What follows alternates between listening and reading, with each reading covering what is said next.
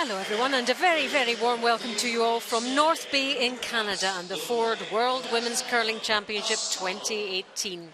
North Bay sits on the shoreline of Lake Nipissing, one of the biggest stretches of water in the province of Ontario, 550 square miles, and a real draw for activities in the winter and indeed in the summer. They really do love their sport here, and especially their curling, and this is where it's all happening inside the Memorial Garden Sports Centre, built in 1955. And my goodness, they're packed inside here tonight for session 14 of the round robin, and our feature game in this draw is Japan against Italy. Both need those wins desperately if they're going to qualify for the top six. I'm Alison Walker, and with me, Olympic curling gold medalist Rona Howie from 2002. We'll bring you live commentary on the whole of this game and give you updates on the other games going on in the sheets as well. But it really is a fantastic atmosphere inside here, and it's the Scotland team who are being honoured here as the players are led in. These are the lineups for Japan. Arisa Kotani playing lead. At second, Yuna Kotani. Kaho Onodera is playing third, and Tori Koana is the skip. The lineup for Italy: Fiala Olivieri playing lead, Stefania Constantini second player, and here's Veronica Zapponi playing third, and the skip for Italy, Diana Gasperi. Those are the lineups and one or two changes which Rona has spotted. Rona, what's the thinking behind those changes? Well, the Japanese team have actually been swapping all throughout the week. They've just been using all 5 players. Italy have made a change today. It's a long week, and the players obviously get tired. They've got 12 round robin games to play, so they could just be resting a player. There's no medical reason for it. There's the standings, as you can see. Sweden and Canada leading the way, so vital wins required for those in the middle of the table. There are the games. Russia, Germany, Japan against Italy. Our feature game, China, Scotland, and Sweden against Canada. This is the biggest crowd we've seen inside the arena to date, and I'm sure many of them might be quite interested in that Canada-Sweden game. We'll be keeping you updated on that, but we will focus primarily on Japan against Italy. But it really is a fabulous atmosphere inside here tonight, Rona. It's fantastic. Crowd are just so enthusiastic, and they cheer every team. It's not just Canada they support, which is fantastic. We can feel the crowd jumping, it really is. And the players are enjoying it too. Some of them have never played inside anything quite like this before. And coming to Canada for a World Championship, it really is very, very special. And they'll be enjoying this moment. And then once the game starts, full focus on what's happening on their sheet, and trying to block out everything else. And it really is getting to the point where those teams on 2 wins and 3 wins really need to start clocking up those victories, Rona. They do. Although 6 teams qualify now with 13 teams in the round robin, they're really needing to get to ideally 7 wins. So the wins on 3 it's still possible to do it, but they can't afford any slip-ups now. Italy on 2 wins, Japan on 3 wins so far. So the pressure on here.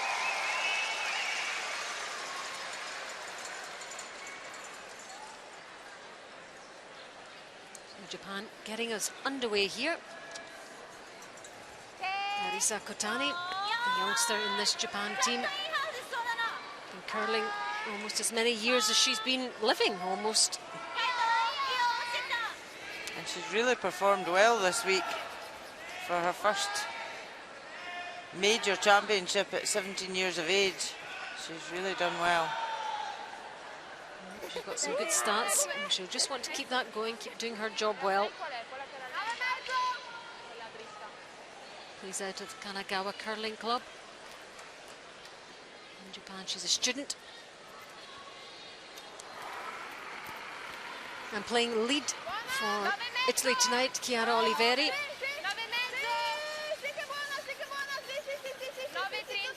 From Cortina d'Ampezzo. Plays out of New Wave Curling Club. Curling for 20 years, Chiara.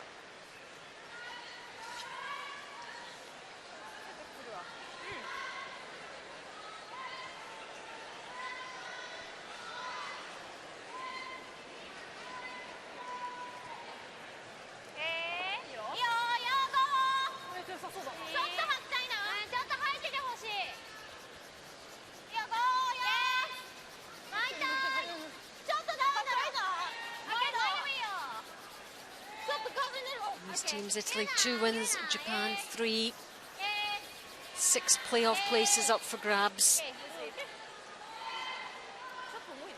And both teams have blown hot and cold and had last end defeats, so they've come close in quite a few games.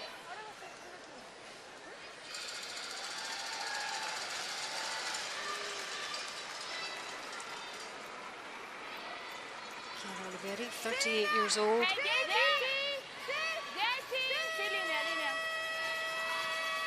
First year on this team.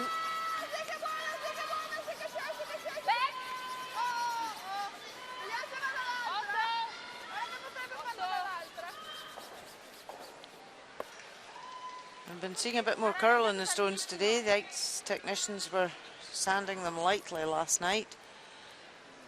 So it means that they grip better on the pebble and that the curl will last till the end of the week. With so many games taking place, the stones were just starting to straighten up. But they do advise all the players are going to do that, so they know in advance. Some players have to work that into the equation as well. This is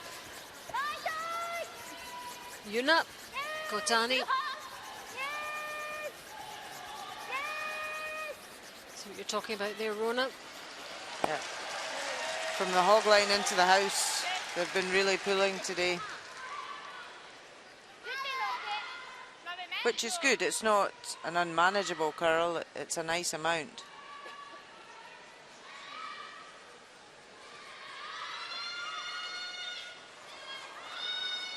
Stefania Constantini, she's just 18.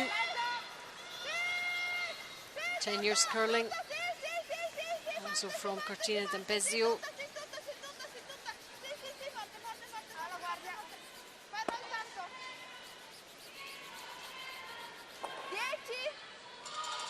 Bronze in the European Curling Championships in St. Gallen. And bronze at the Olympic qualifying event, just missing out on going to Pyeongchang, this Italian team. There's the rules of play, 6 ends minimum. We have a 38-minute thinking time and of course the coach interaction later on in the games.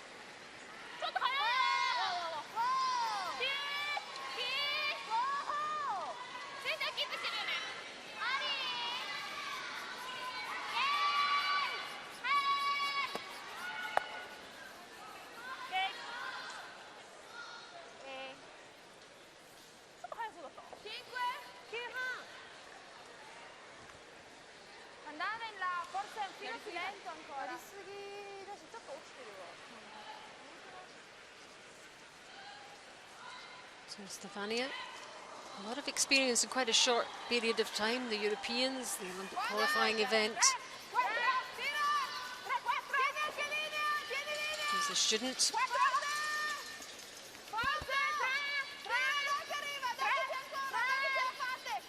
No, you wonder how a lot of these students actually get any work done in the curling season.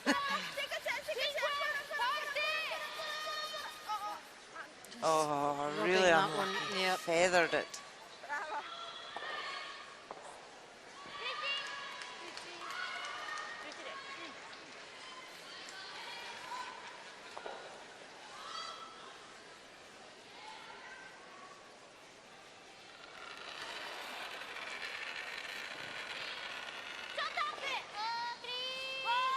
Kaho Nadera for Japan, playing third. One of the more experienced players on this Japanese team.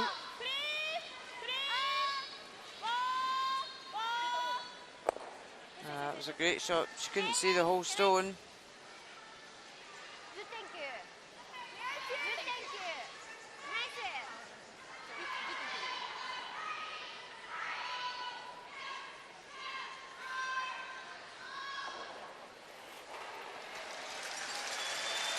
And Veronica Saponi, a 24-year-old third player for Italy.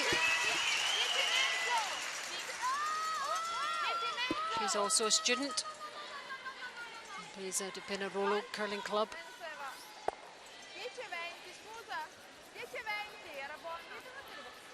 And just hits and rolls out there.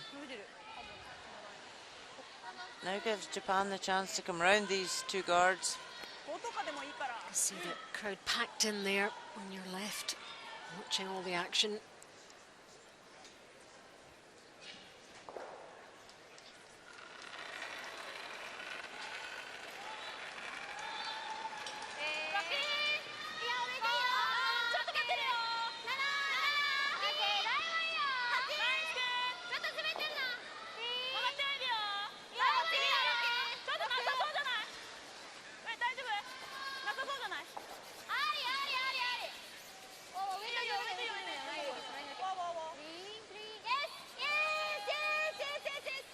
A great draw in there behind cover, top tee. Yep. Complimenting her teammates there.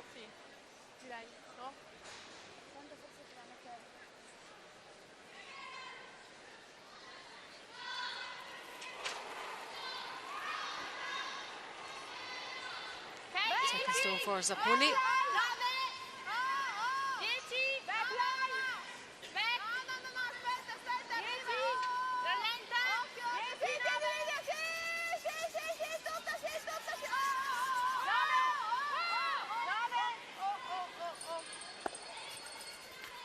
It was a great tap back from Zapponi. It's got cover as well.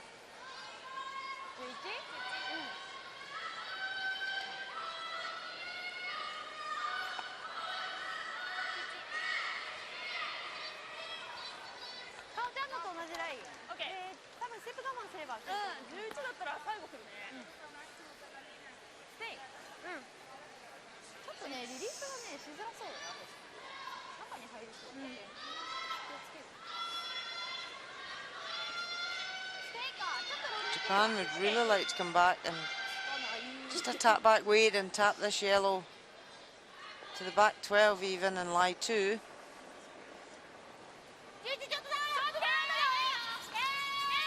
So Tori going up, just 22. Sweeping this really hard. Oh, they are, aren't they? They're concerned it's past that guard. What about this tap and this other guard? Nope. He's catching it. They knew straight away, didn't they? They did. She was tight played and they tried to hold it with the sweeping.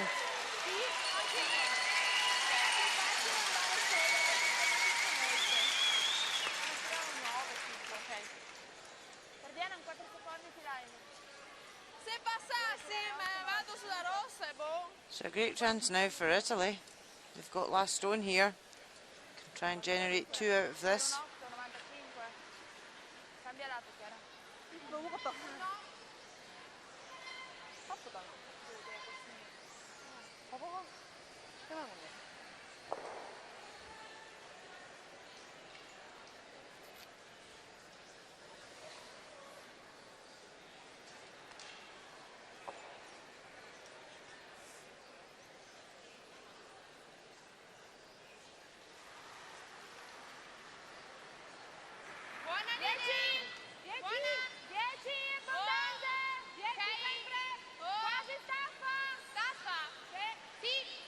Diana Kaspari just looking to split her own yellow here.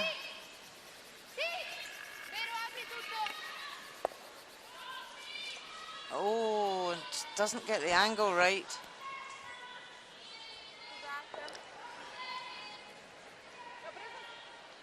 So it gives Japan this chance again to lie 2.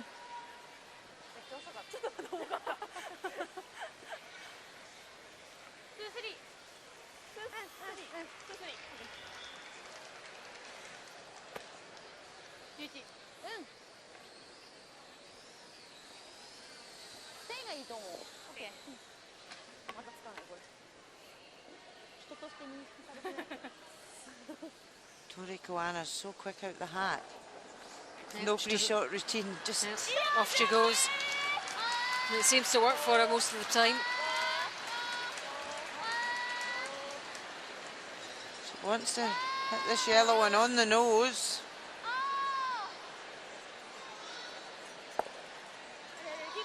Oh, just makes it, lies 2 and it doesn't leave a double. Might even be 3, I don't know. Back ones are pretty close. So it forces Italy to have to draw for 1 at this opening end.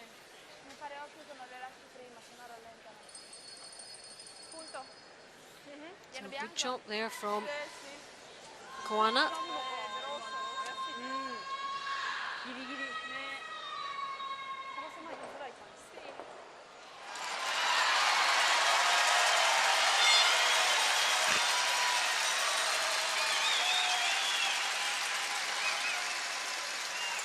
Gaspari, the 33-year-old from San Candido, playing the final stone of this first end.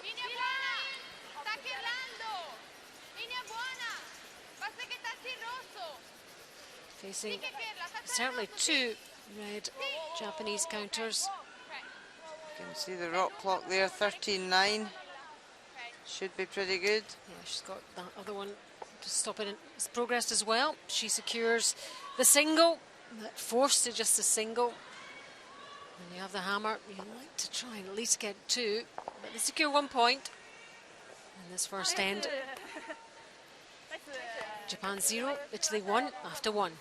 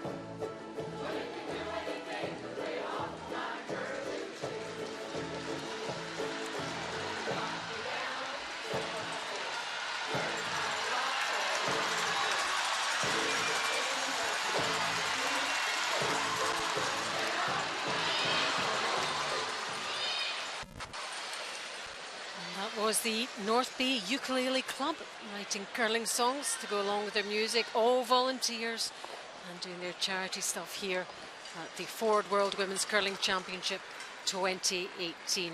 Great stuff. And in keeping with the atmosphere, certainly here for this evening session of action, this is end number 2 in our featured game between Japan and Italy. 1-0 to Italy after that first end. Now Japan have the hammer and they will attempt to try and build something in this second end.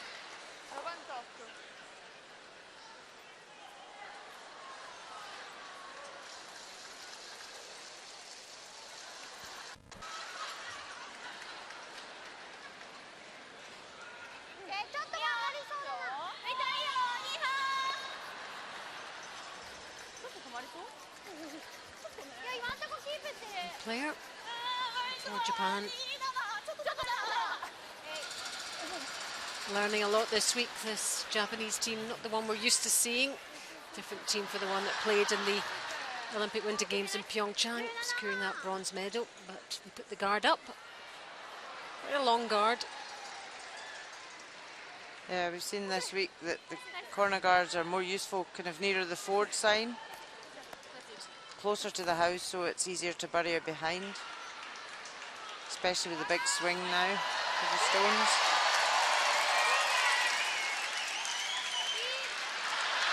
Chiara Olivieri into this one to come in round, but just catching another one at the top of the 8-foot area.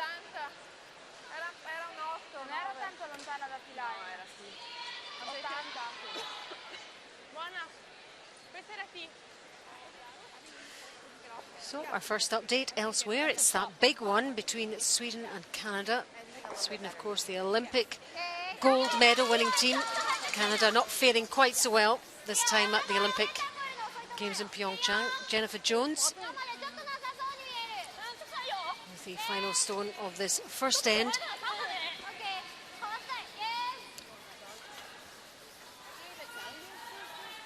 Yeah, Canada are lying one. She's got a draw for 2 here.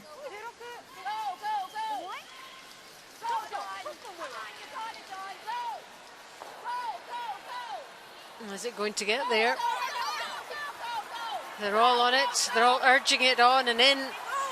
There's one there already. It's not quite going to make it, I don't think, Rona. Just tickles the outside short. there. Just the Missed one. opportunity there. Just the one there for Canada after the first end. There's only so much shouting of encouragement to a stone. She knows that was a missed chance, Jennifer Jones. But long way to go.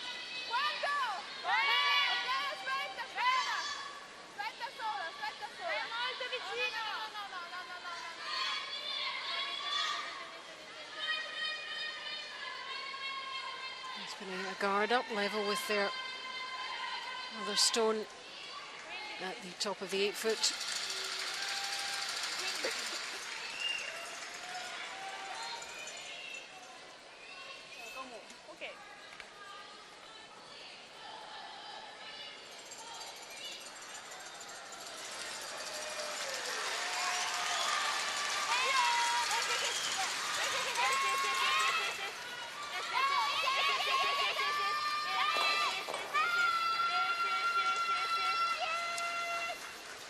Trying to get the inside roll over. That's a good result there.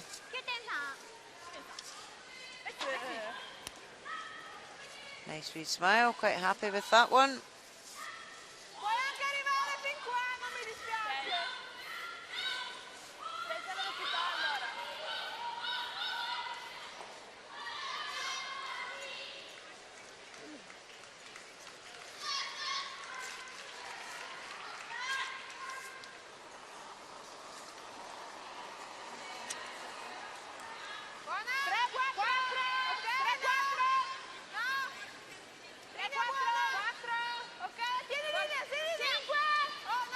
So Italy just trying to draw right round this staggered pair at the top of the house.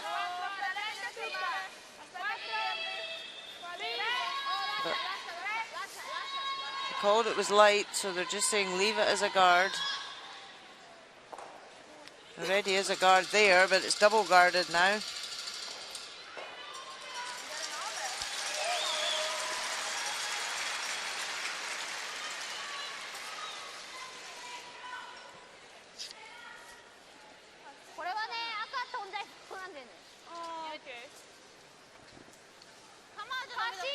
See all the sheets, all the action, and down onto our featured game between Japan and Italy. So they just feel with last stone here, they need to clear this front up.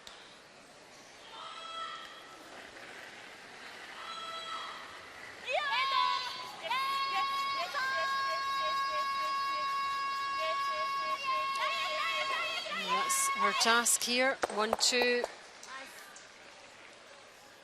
Should have 2 yellows. Spread them about a bit, taking the plant off. Does leave a hit and roll now for Italy behind cover.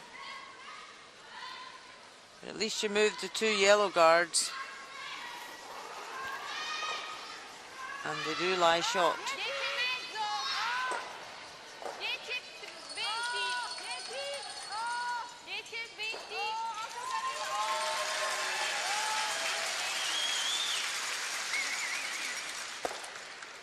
Just not getting the roll inside, so leaves that for Japan.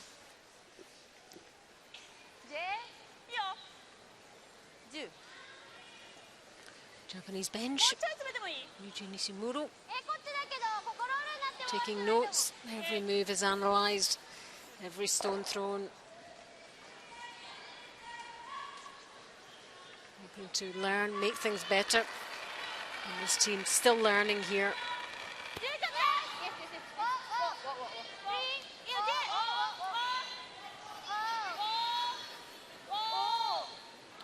Really want to catch this on the inside and get the roll inside. Just hit it on the nose.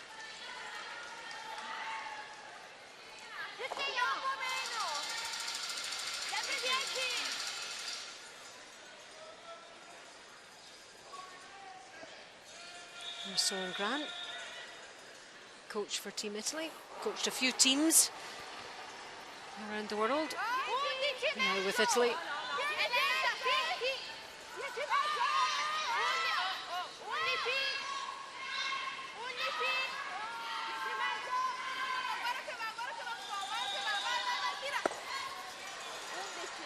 So again, just didn't get the inside roll there, but it's getting higher up the house now.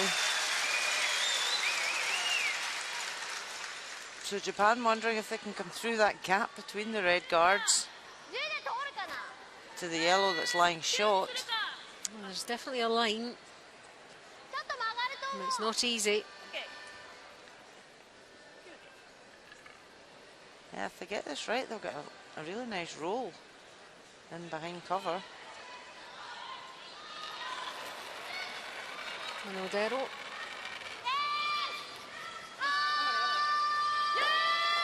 Oh, they're on this very early.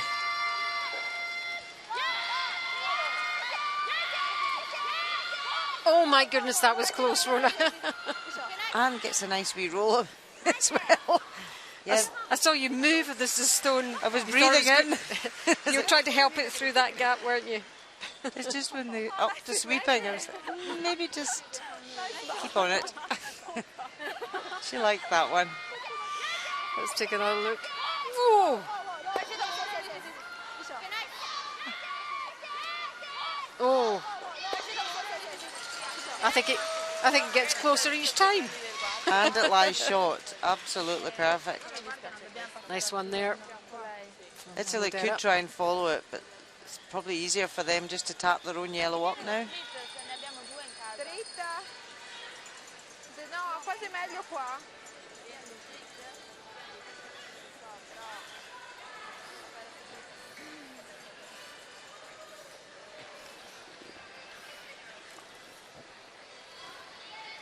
Spingiamo già da dritta. Quanto vuoi tirare? Ce l'hai? Sì, direi di sì. 95 4. Ok. 95 direi.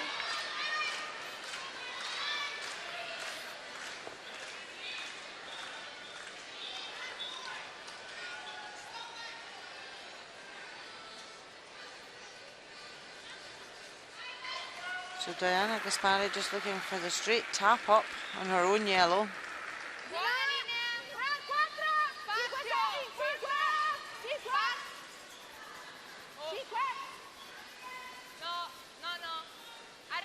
It's all about the touch here, really. A really difficult move to execute well. Line's good, but has it got the weight? Oh. I don't know if it is shot stone. And amongst the Italian flags there, playing the squeeze box. Enjoying the action here. Hard to tell who's shot there. It just looks like yellow. No more.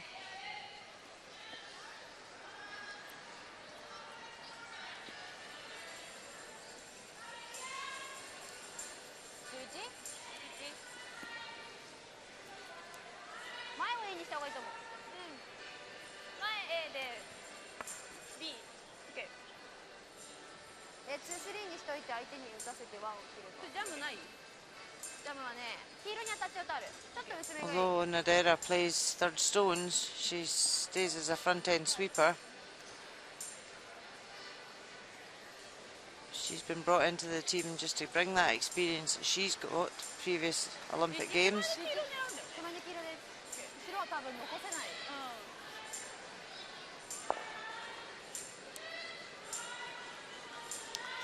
This young Japanese skip, Toriko Anna, just 22. Big step up for her here.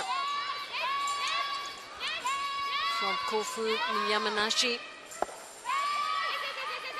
Oh, what a shot. She could only see half of that. She managed to remove it and stay in the rings. Oh, look at us, smile there. Okay, Yeah, I'll have that. Yeah, I meant that all the time.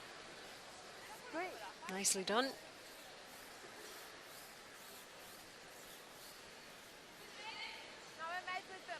So a good chance now for Japan with last stone here to get their two.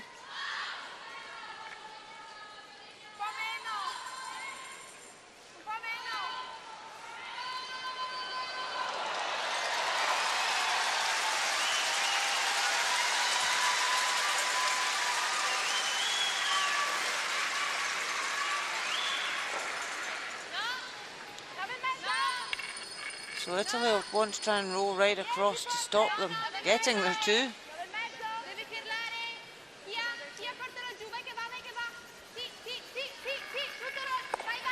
And there it goes. Does it roll enough? Not quite. Really good effort. Very gettable for Japan there.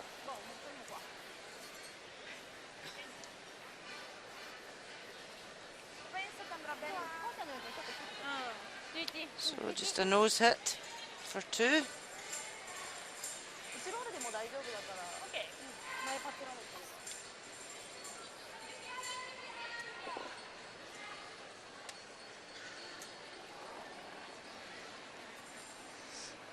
So last stone of the second. Toriko Anna, skip from Yamanashi in Japan near Mount Fuji.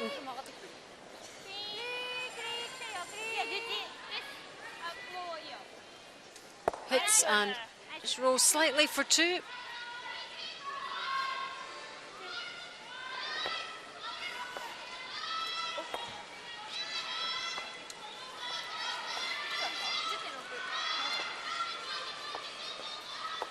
So after a couple of ends now, it's Japan 2, Italy 1.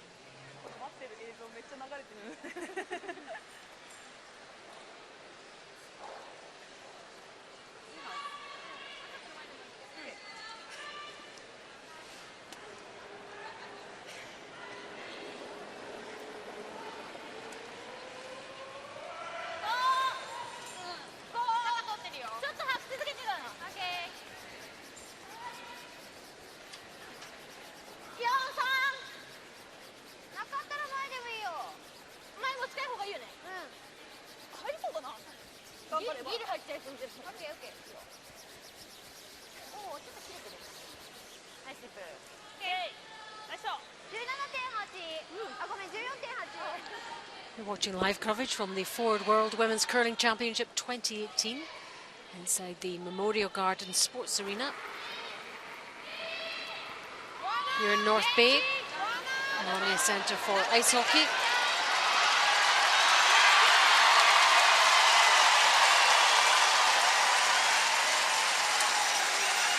Let's head over to the Sweden-Canada game. Lots of noise inside the arena supporting this Canadian team, and actually a fair few Swedish flags as well. Here's Anna Hasselborg, the final stone of this second end.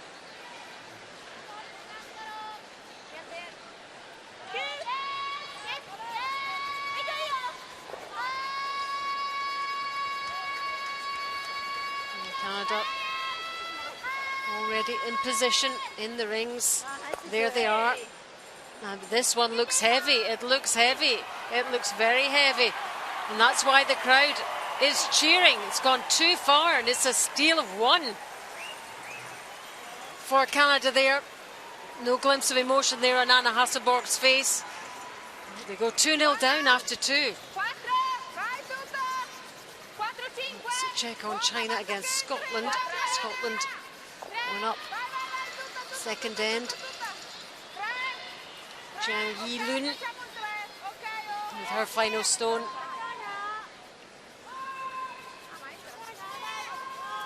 A draw here to secure her point. Sweepers on it now. And this one could be short. It could be short too. It's not going to make it. It's one yellow, one Scottish yellow, and a steal there as well. Consecutive steals out in the arena. 2-0 to Scotland over China.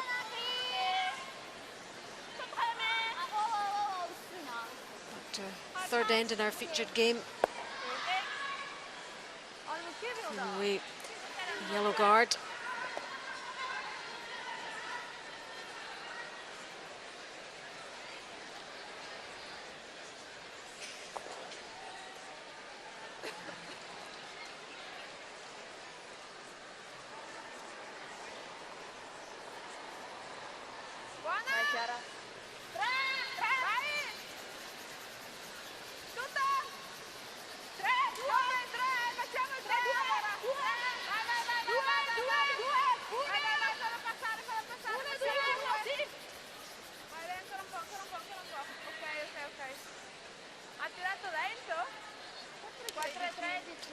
Long guard put up there. And there's the latest in all the games for you. Germany are leading Russia in the third end. Japan leading Italy 2-1.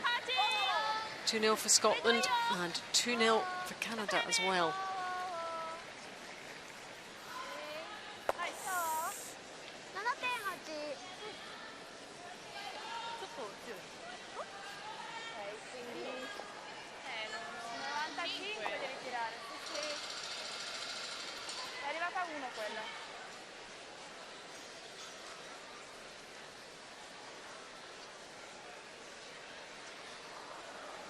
So Italy trying to generate some corner guards and Japan just clearing them off. They don't want to get caught in any unnecessary mess. It's quite early to be doing that though, isn't it? It's just a third end. And to be fair, that last corner guard was so high it wouldn't really have been much use as a corner guard. However, they've come into the house this time.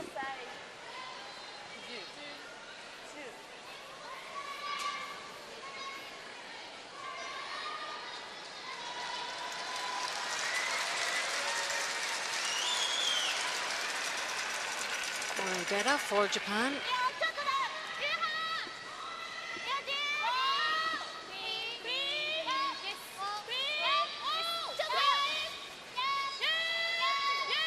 She's trying to hit this one on the nose. Does that well.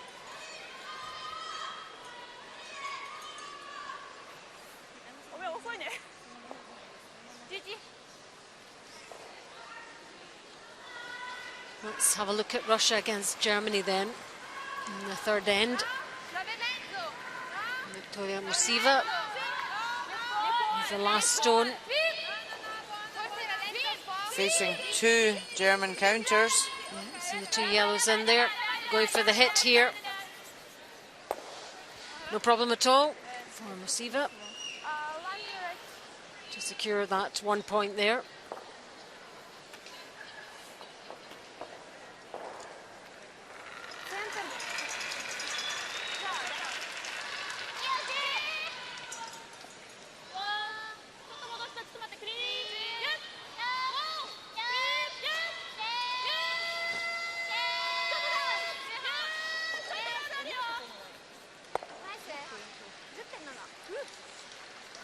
And trading hits here in this 12-foot circle, but stone moving further and further up. So it's 1-1 there after that last stone from Mursiva. They brought in their alternate, and I see they're over there on your right. Who's normally skipped for the other main Russian team that we know. Yeah, it's a good sub to have on the bench.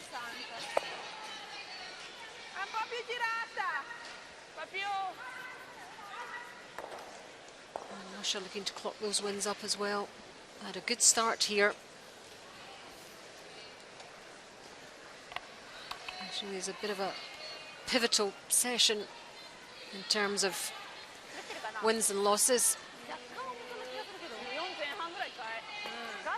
Russia on 5 wins at the moment, so in good shape.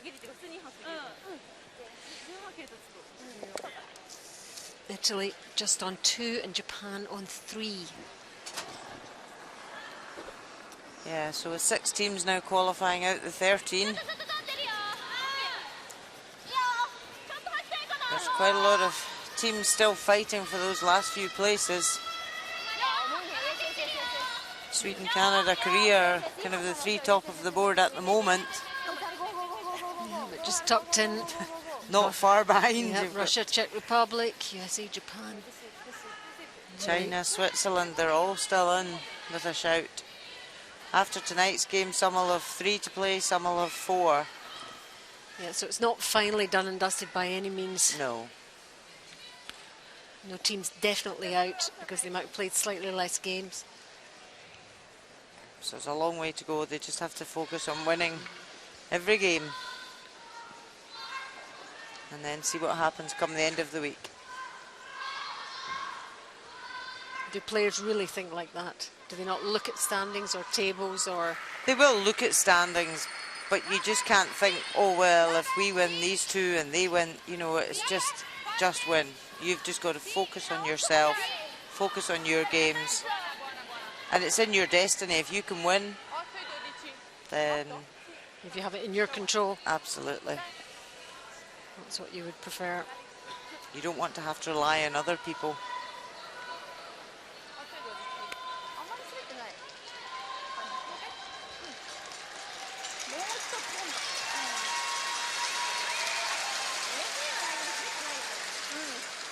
So you see there, it depends on how many games they've played as well. And it also depends if the ones on 5 and 4 and 3 wins, if they're all playing each other in the last few games, or if top are playing bottom. It just all depends who plays who, so it's far too early to speculate. I think the 3 at the top just now, going by performance so far this week, are likely to be the 3 at the top. And then the next 3 places will be open to anybody who wants to grab them.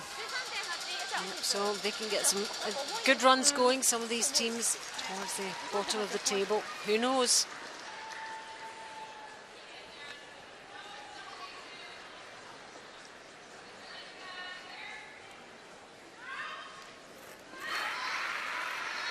Last stone of this third end for Diana Gasperi. Just looking to clear things away here. And blank this end, which she does. Couldn't really get anything going in the end, Italy. So blank is the next best thing for them. They retain the hammer and they go on to end number 4.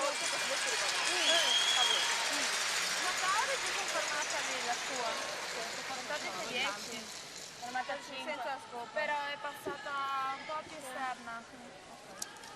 Sì, sì, comunque di qua non vanno tanto come dicevi tu. Vanno di più così. No, io dicevo il contrario però.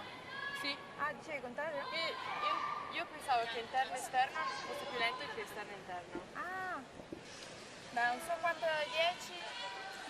相手多分さっき来ないってくれたらいいんだけど。まあ、いいはず。オッケー。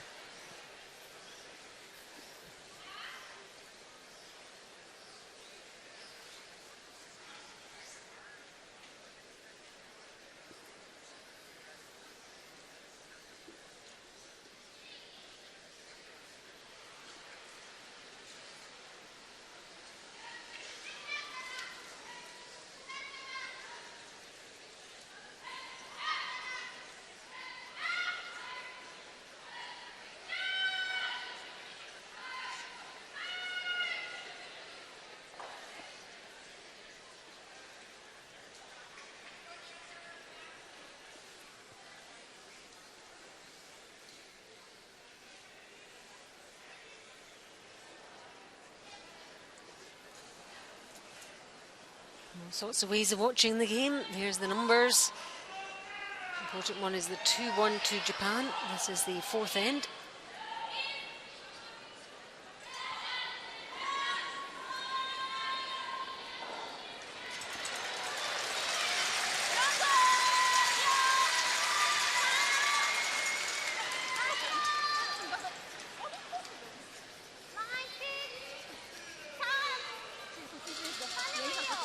So Japan wanted to bring this in, but it's not going to get to top of the 4, so now trying to leave it short. So that does work. But Italy not going to put up their corner, they're just going to try and come round the centre.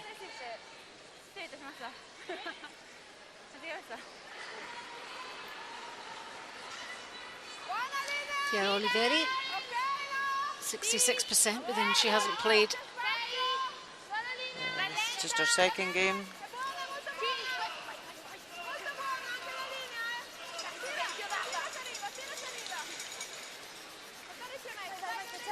She was having to work hard to drag this a bit further down. Just catches the house. And also with the more movement on the stones, you also need a wee bit more running on them. So you can see the split times have changed a wee bit. The ice is fractionally slower.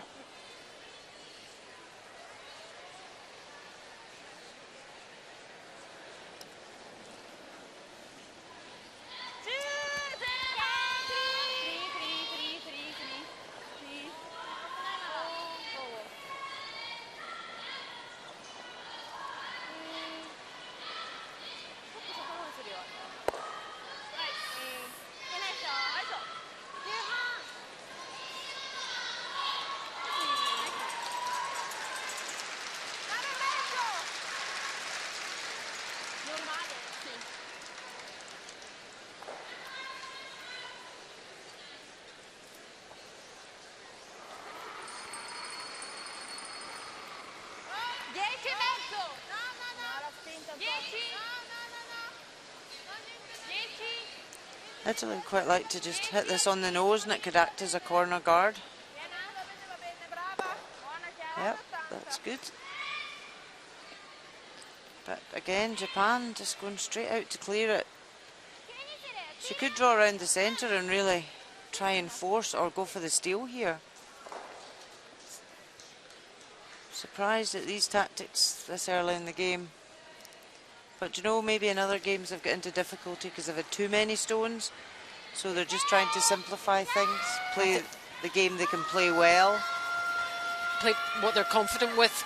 Yes, and just not overcomplicate things. Oh, unfortunately, they've left another corner guard. So I think you see Italy come round that now.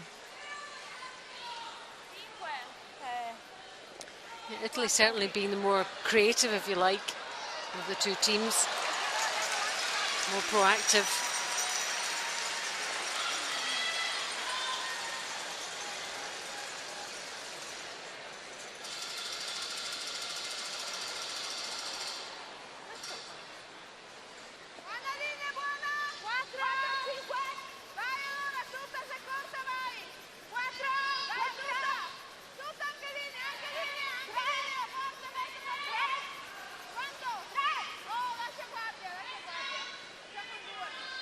So that one's come up short as well. I think just the weight's catching them out a wee bit tonight.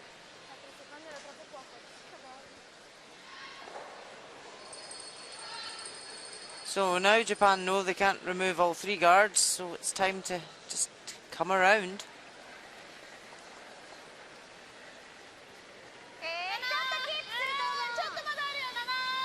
Let's hop over to Sweden and Canada again. One red one in there already for Canada. Or is it Sweden? Yep, and here's their skip. Anna Hasselborg.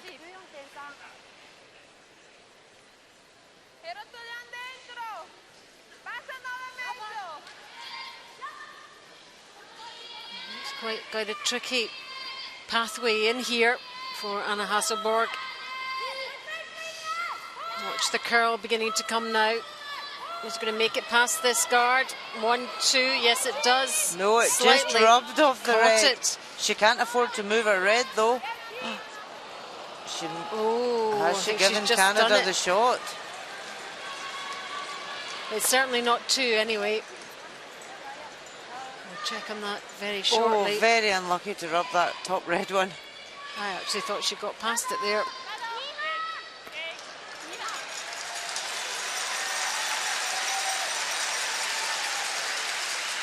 Time back in our feature game. There's a Japanese counter in there in the 8-foot area.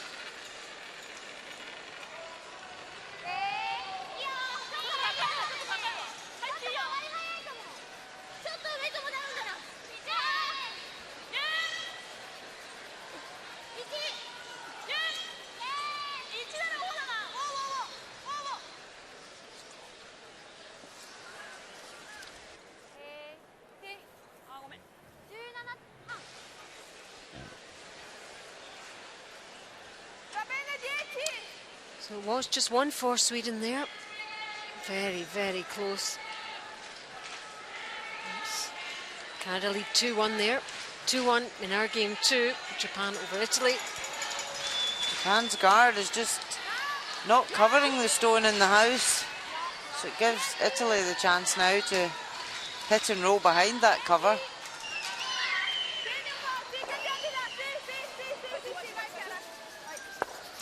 Just rolled the other way.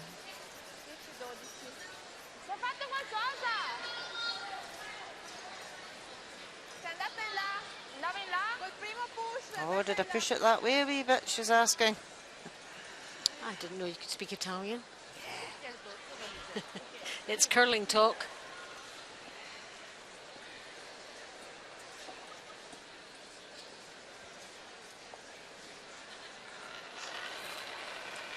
.77%, Kaho Onodera, the third player for Japan.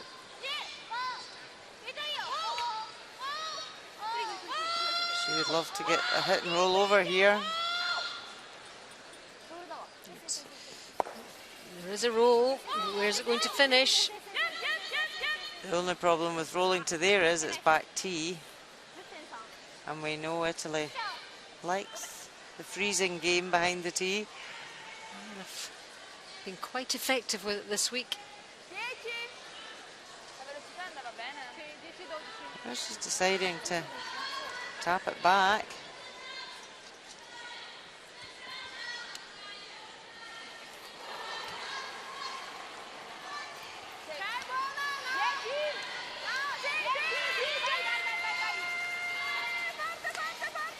Oh, sweeping this hard.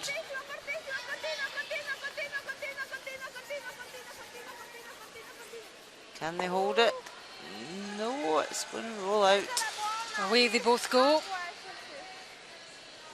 So a chance now for Japan to come round the cover.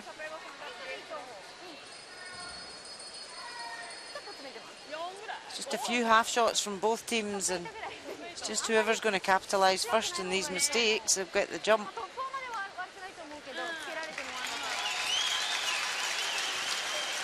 And this Japanese team sponsored by an amusement park company, which is based at the foot of Mount Fuji.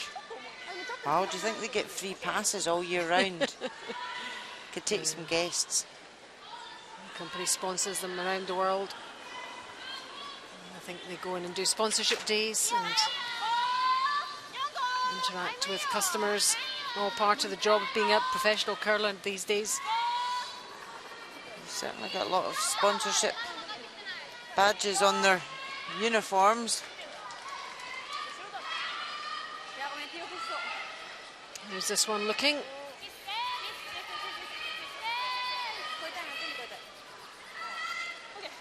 Just back to Yeah, a bit deeper than they intended again. Same for Japan. The line was good.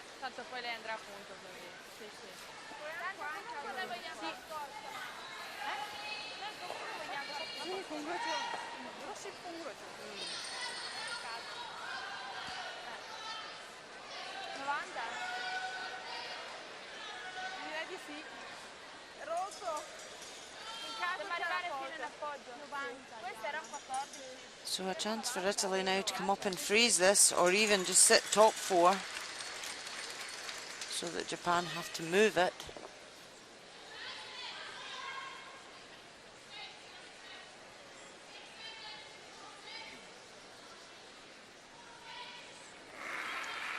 And Diana Gasbari, 69% for the whole tournament.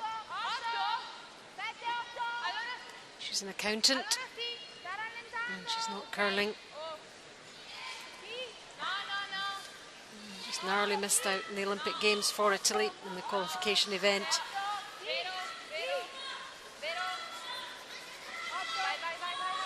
And she's been curling a long time. Over again to that game between Russia and Germany. We're in the fourth end now. It's 1-1.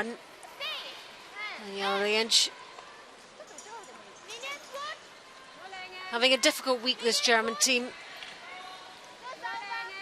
Just the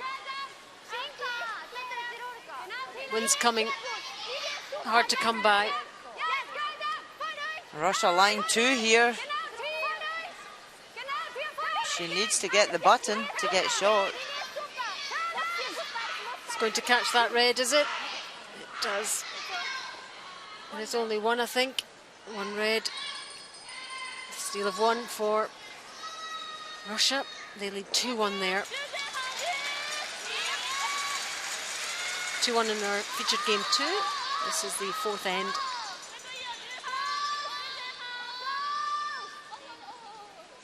Japan just trying to tap this one through. They didn't want to And remove they've their done own. that. Still there. So they lie 2, forces Italy to take their one. And that's what they did in the first end as well. A great result. This young team have not got a huge amount of experience, but they're not frightened to play the shots.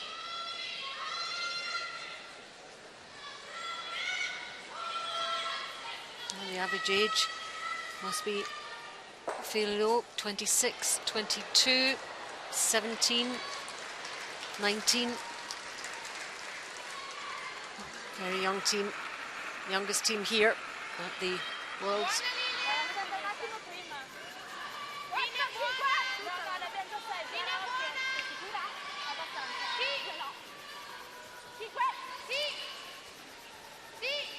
So you can see the clock. Hog to hog. 14-4. Pretty it's going to get there. No, it's not.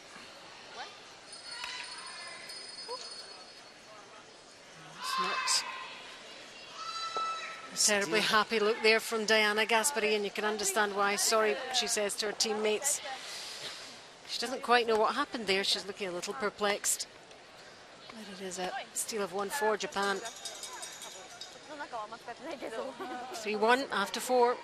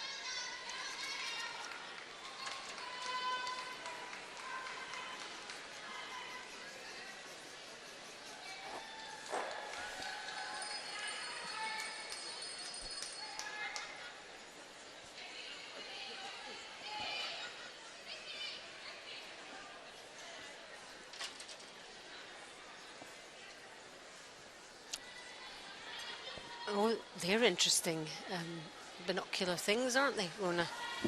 Not miss much with those. They're like bird watching glasses. Looked like they had two sets of lenses. Intent on the action here, out on the ice.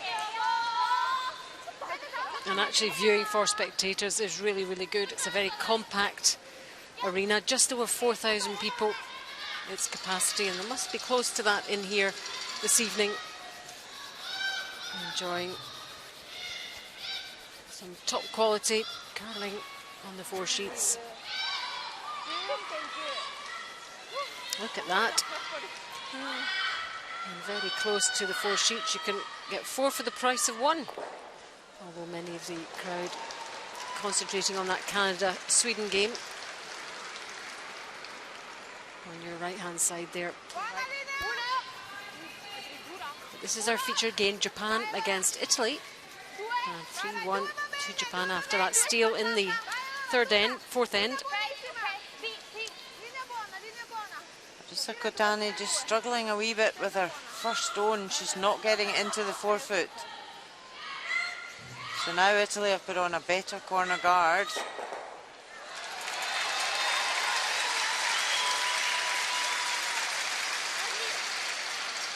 Interestingly here, Japan are calling for a centre guard even when their shot's not right in the house in the 4-foot. So if they put up a centre guard here, I would imagine Italy will just draw around it. Japan are 2 up in the game. They don't really want guards out front.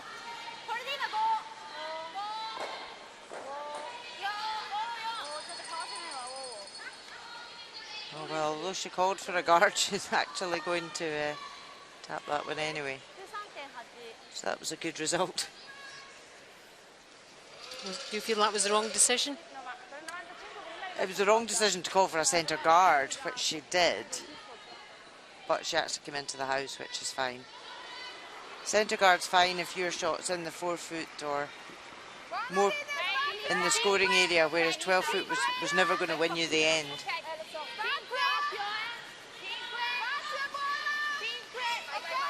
And that's where the leads have such an important job with their setups of all the ends. So this one's coming in round the other top yellow guard. That's what they were after. Great shot.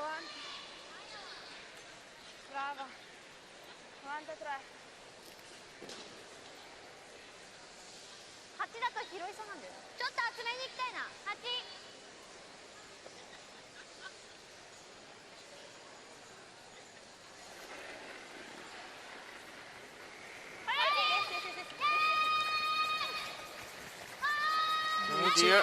Clear things away here in some capacity. 1, 2. Rolls over though. Puts it behind cover and also leaves a corner guard for Italy to use. So advantage Italy now. She really just wanted to split that corner guard off.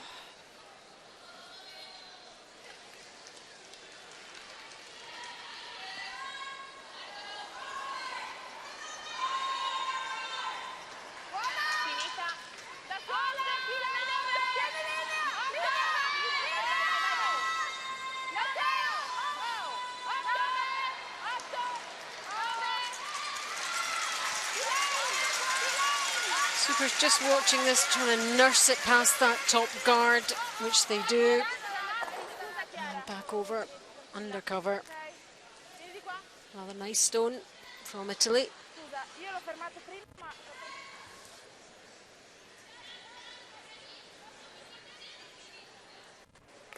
Yep, you can see how aggressive the stones are at the end.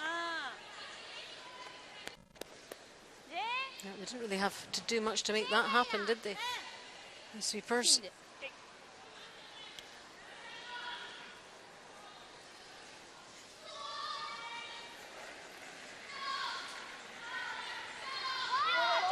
So a chance now for Japan to raise their own red onto the yellow Italian stone. It's on the 4-foot. What's the line like? Oh, straight through between two reds there. That's a mistake. Hard to do that if you tried all the way through. Well, I did that, would be bound to hit one of them. Let's head over to the Sweden-Canada game again. 2-1.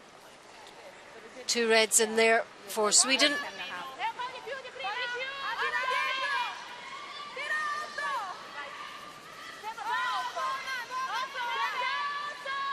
Jennifer Jones,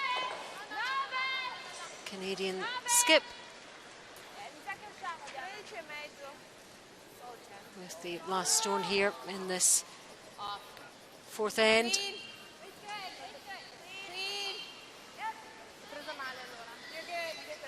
Yep, she's happy with it. Hits on 6 for 1 for Canada there. Levels things up with, goes to a 3-1 lead rather over Sweden.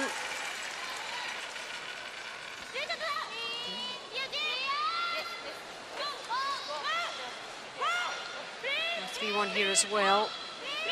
We saw a mistake from Japan in that their last stone. Just clipping that yellow. Is it going to go out? Not quite. So Japan, well, they're counting stone.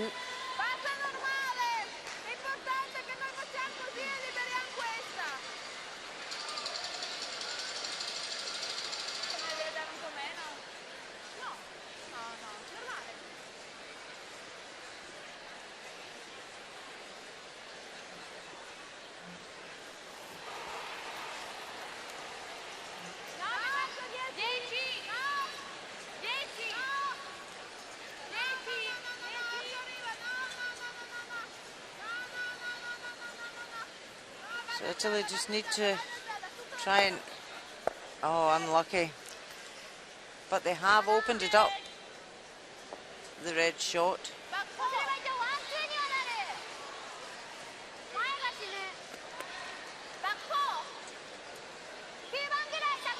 So Japan would like to get in here to lie second shot. Italy are building up a few counters in here, and they've got last stone.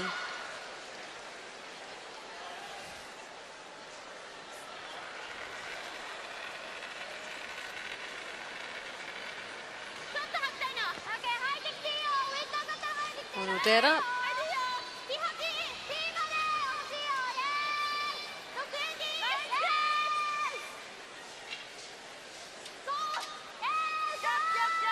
Is she past the top one? She is. Needs to take it right back. Wants as close to that yellow as she can. Great shot. That is beautifully done. Good sweeping. See where that stone actually came from and where it actually finished.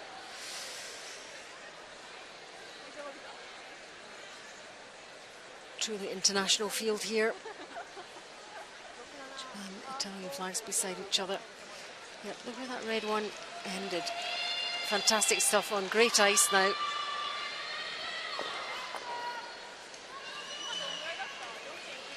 It does give Italy the chance to come in and freeze if they follow this. And Japan have got in an unnecessary mess at this end, all because of the short stone at the beginning. Oh, very close to that top red. Here it comes. Oh, it just nicks off it. I'm afraid that's gettable, isn't it? Japan would rather probably hit and roll away with this, or roll in behind cover anyway. They don't want to nose it.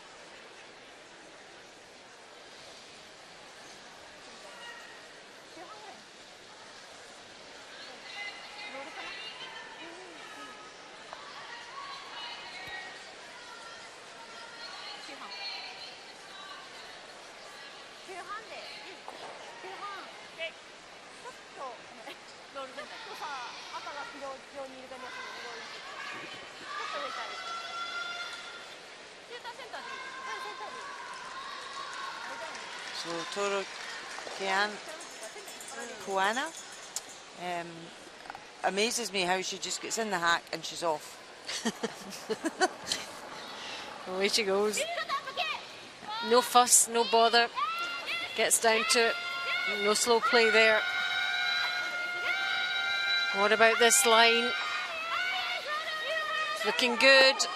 Yep. Hits and sticks. Right on the edge of that 4-foot circle. So by nosing it, it means that Italy can come and try and get the roll inside here. Still set up their two.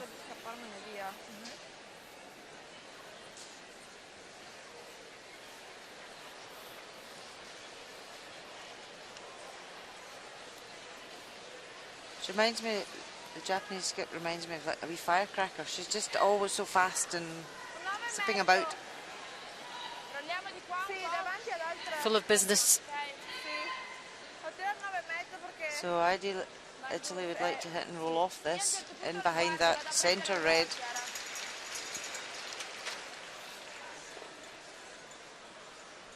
They can go to the right, but they haven't got far to roll there to stay short.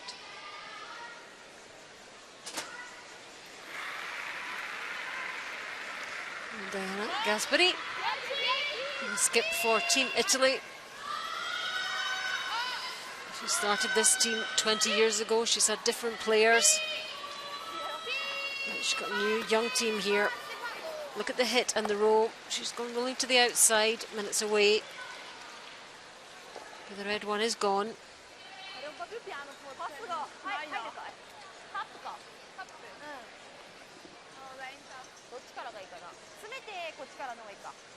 So Japan lie two. Great opportunity now to tap up that centre red. And lie three and really put the pressure onto Italy.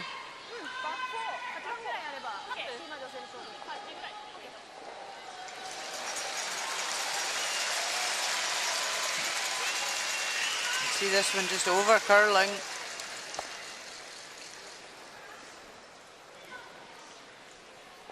So for that red not being the best shot for the lead to have played at the beginning of the end, it's now usable for them to tap up.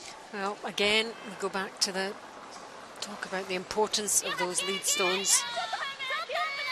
And now it is a key stone in terms of this end.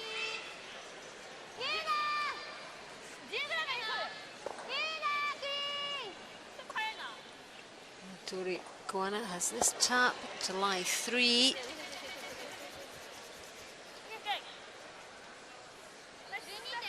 Well, not what was intended. It has left a bit of an opening now for Diana Gasperi to draw in. There's no way she can get two here. No, so she has to draw for one. But if that one had stayed at the front, it would have made her draw very, very difficult. Yeah, you can see there is a pathway in there. She could hit that one if she wanted. On the edge of the 4. Yeah, I think that's what she's going to do. Just a nose hit for 1. She is 2 down though, so it's a really key shot. Se la prendiamo piena c'è? Piena o un filo di rollo in lava? Sì, esatto.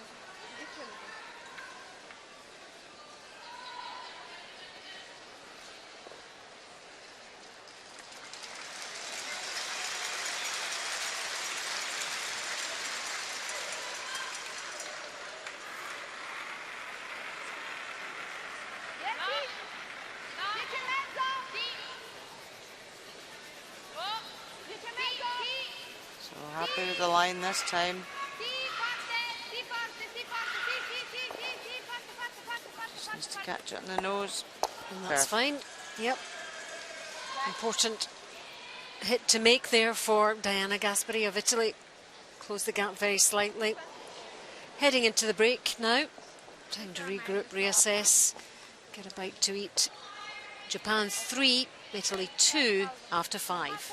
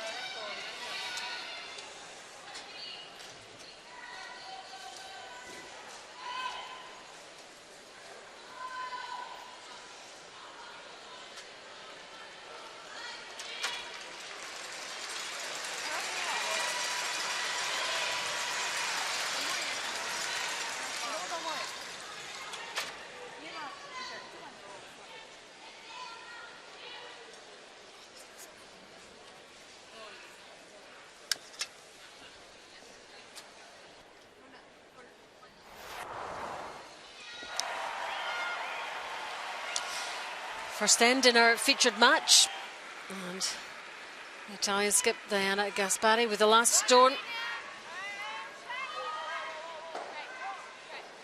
And having to just take 1 here, forced to take 1 after 2 Japanese counters. She secures the first point. Italy lead 1-0. And in this second end, already with a yellow stone in there. Torikoana has this hit for 2. Nicely done. Lead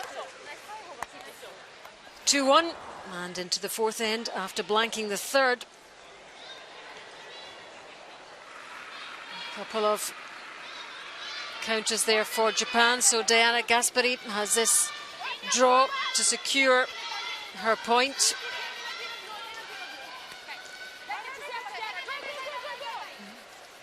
But despite their efforts, the draw is short, and it's a steal of 1 for Japan and a 3-1 lead.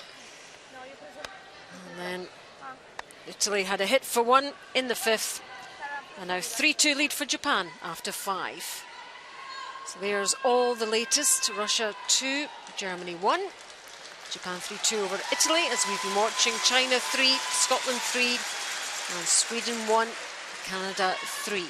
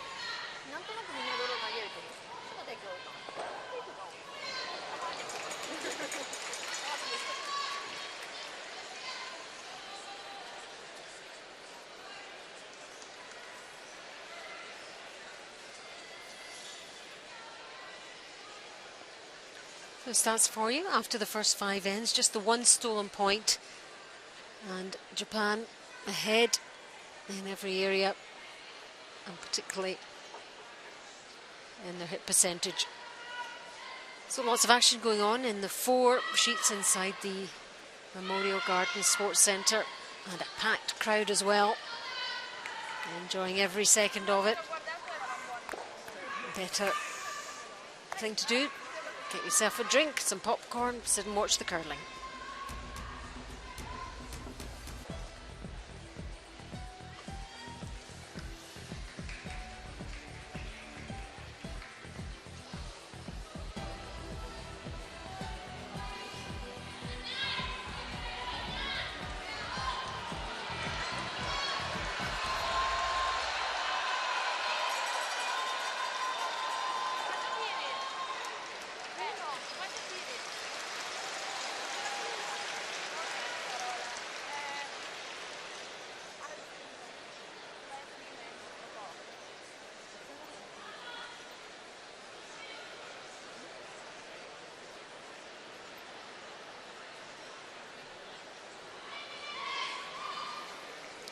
And welcome to our live coverage at the Ford World Women's Curling Championship 2018 inside the Memorial Gardens Sports Arena in North Bay in Canada, province of Ontario. This is our feature game on the left, Japan and Italy, and on your right we have the big game between Sweden and Canada. Canada with a 3-1 lead, and this is the 5th end. And Hasselborg with the final stone.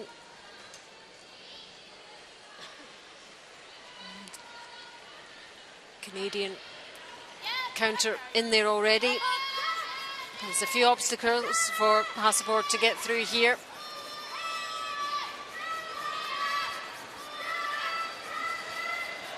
Oh, and she catches the guard. She catches the guard. And the crowd go crazy. A mistake from Anna Hasselborg, just getting that line wrong. So, steal for Canada. Steal of 2. 5-1 into the break.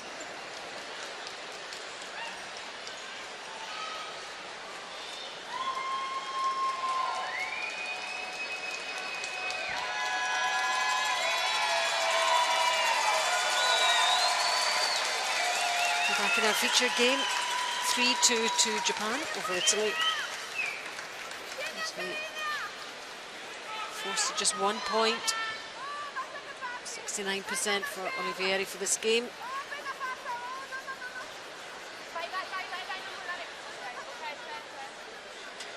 And putting up the centre line guard, Italy.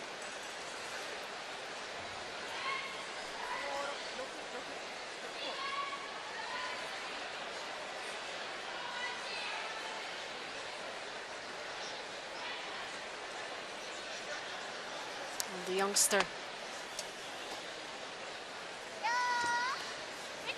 and this Japanese team playing well, 88%.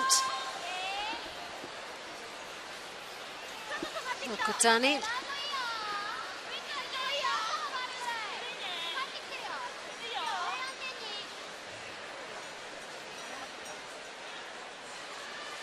Just trying to come round with this one behind the yellow cover.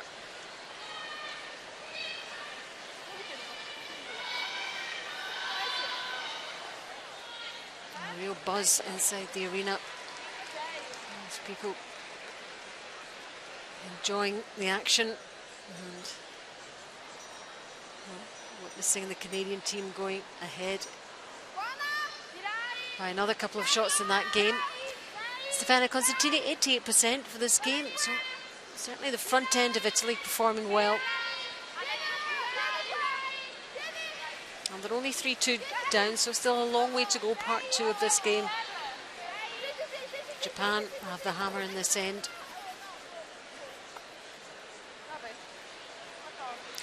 Alison Walker and Rona Howie bringing you live commentary on this session of round-robin action.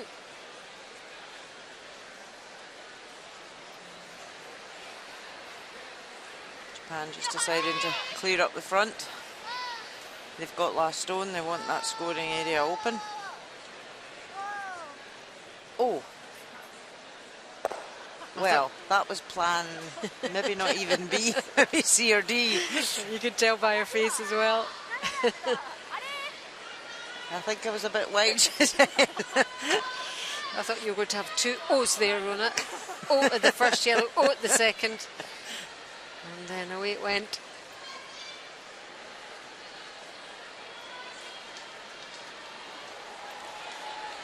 Yep, when it's going for you, the rubs will always work for you. And it's strange how that happens in sport.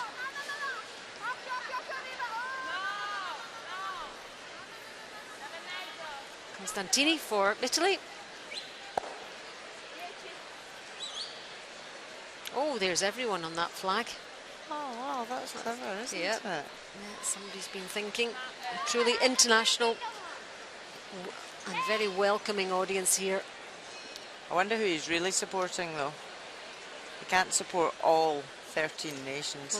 Well, it means you never lose. Good way to look at it. Mino Katani, 88%.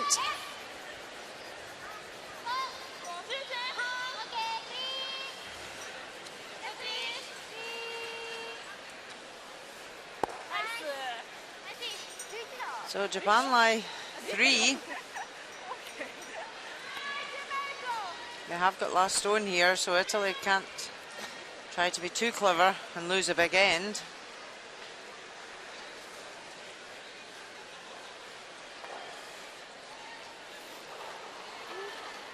Look at stats for Veronica Zapponi. She's 88% for this game.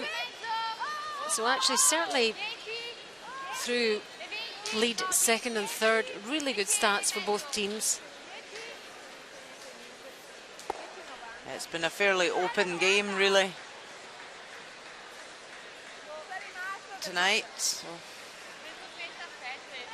degree of difficulty in the shots isn't as high. But there haven't been too many mistakes. No, just a couple of half shots, really. Hitting and rolling out really has been the key one.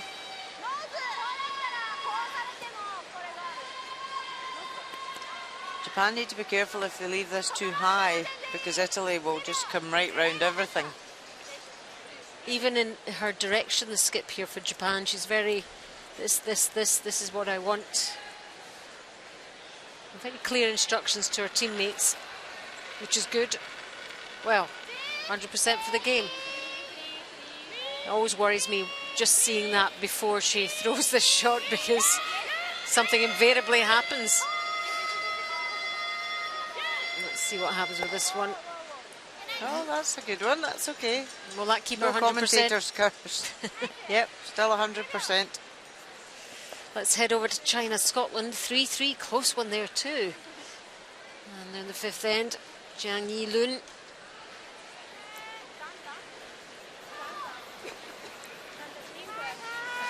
I think she's got a few in there already. Jiang. Scotland are line 3. She's got to get right in there. And she doesn't. So where's that ended up? A steal of 3 for Scotland, I think. They'll take that, thank you very much. Yes. China struggling in that game against Scotland.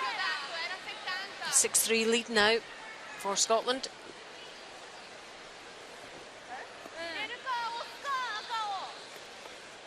So Italy did try to draw right round like we thought they would, but came up short.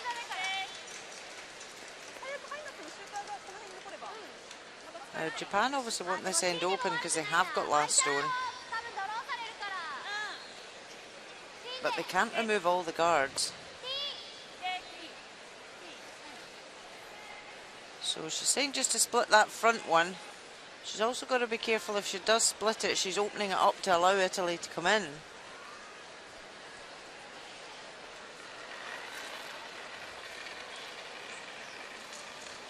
Italy love the drawing game. So anything Japan can do to prevent them being able to do that, be a bonus.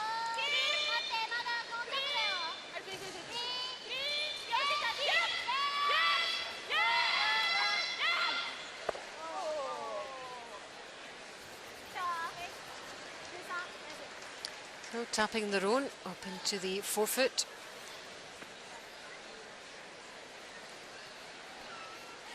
Yep, I think she'll probably just about keep her 100% for that one as well.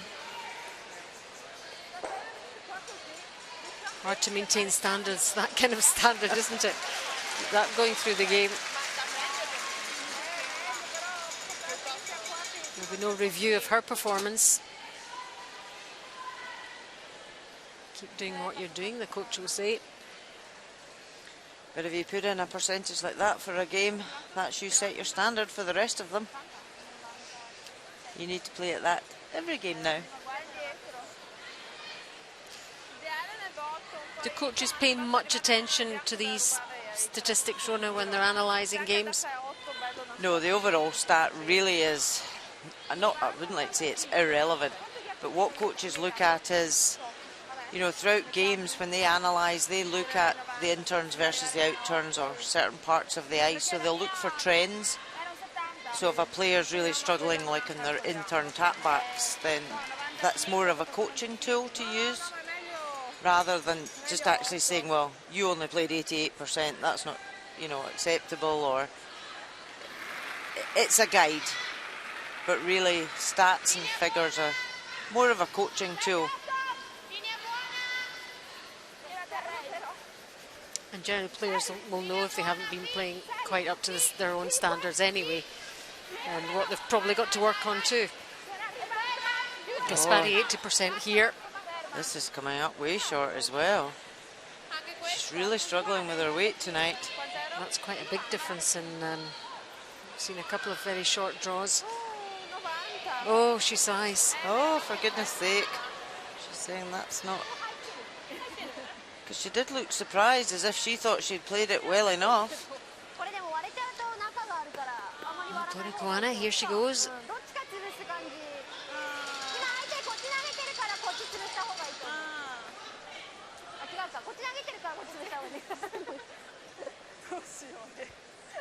So at this stage they need to look and see, what does Italy have? You can see the clocks behind.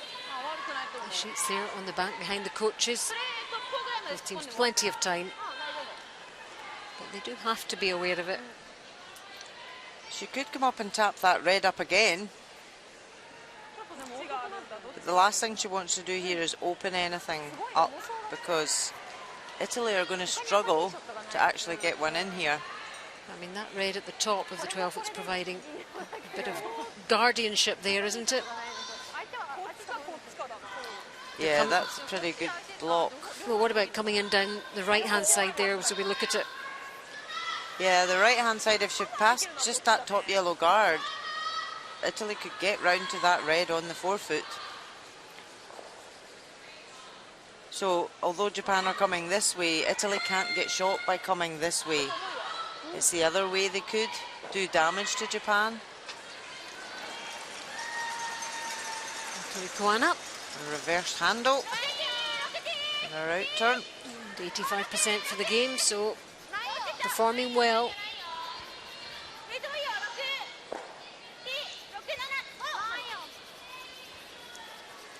This is wide and staying wide. Is it going to come in enough?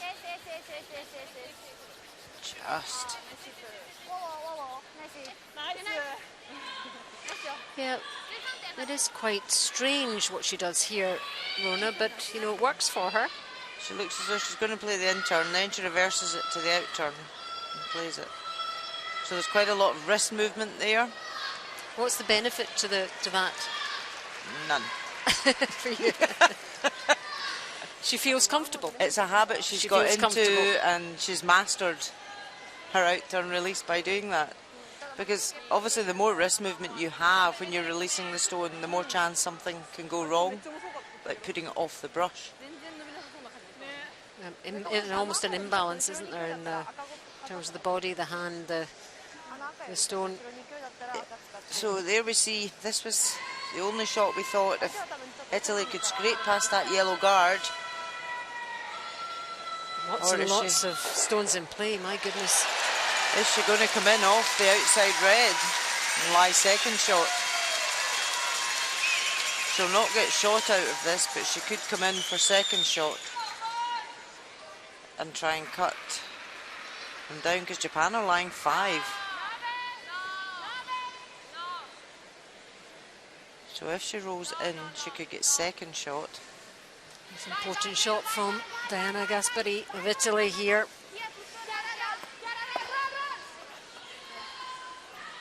Not sure that's going to do the trick. So a hit for 5.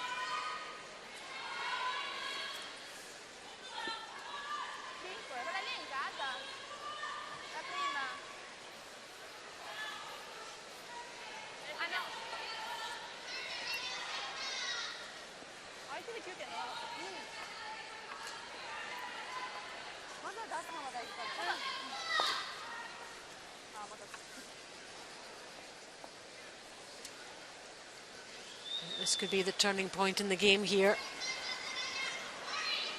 from Tori Koana. Last stone of this 6th end.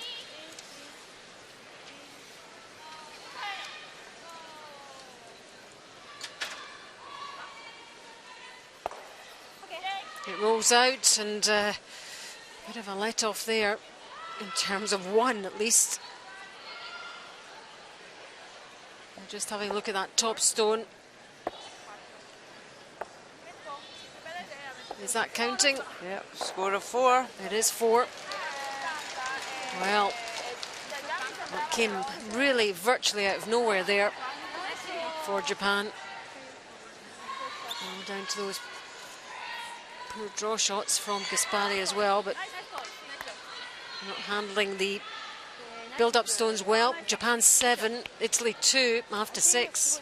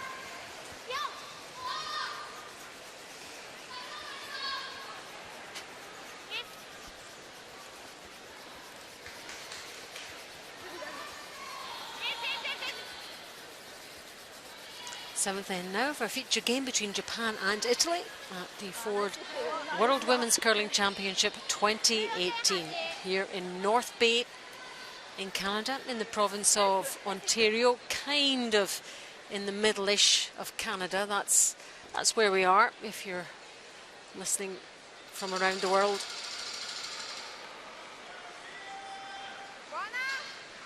And it was pretty tight, the game, really, until this 6th end.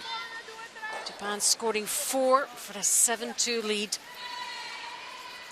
And that, you saw the heads go down almost immediately with Italy there, Rona, after that score. Yeah, a four's a long way to come back from when you're in the second half of the game. But if there's one team that's going to come back at you out here, it's Italy. We've seen this a few times this week. Let's see what happens, folks. It isn't over by any means.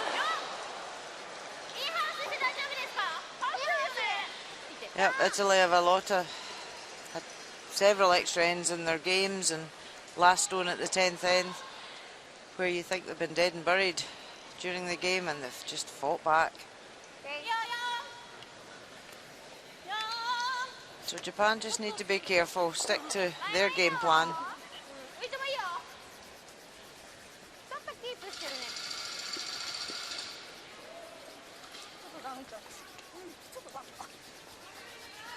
It's over to Sweden and Canada. One red already in there for Sweden, and Anna Hasselborg hoping for two here if she can. 5-1 down. They need two here really to keep in this game.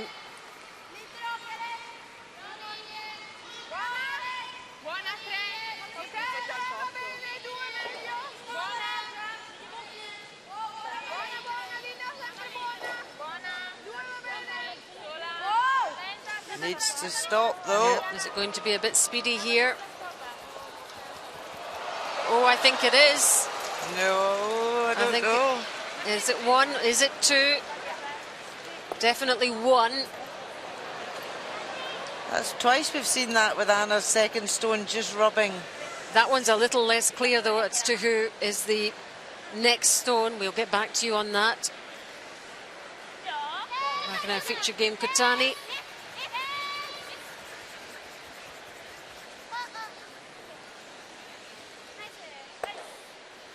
Japan just clearing off any cover so that Italy can't come around.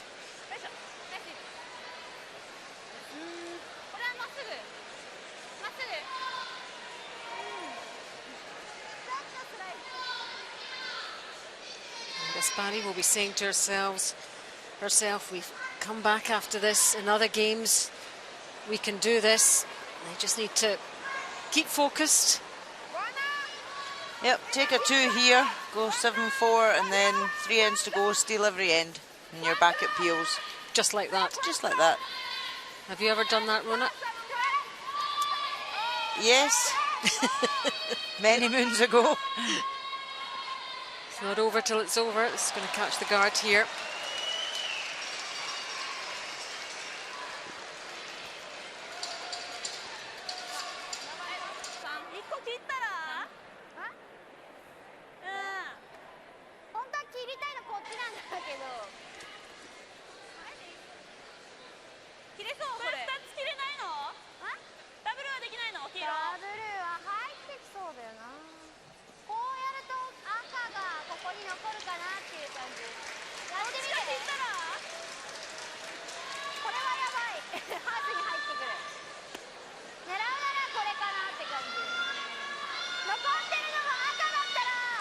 Well, the crowd have gone a little bit quiet there. Just so that means Sweden of that won the measure then. One, was it two? It's 5-3, so they got the two. So actually at this stage of the game for them makes quite a big difference. 5-3.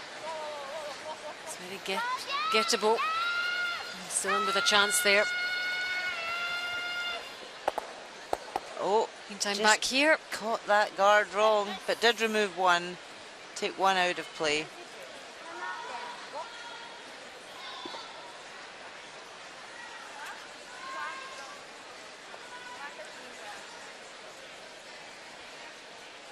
So at least Japan now, if they have to run a guard in, it'll be their own guard.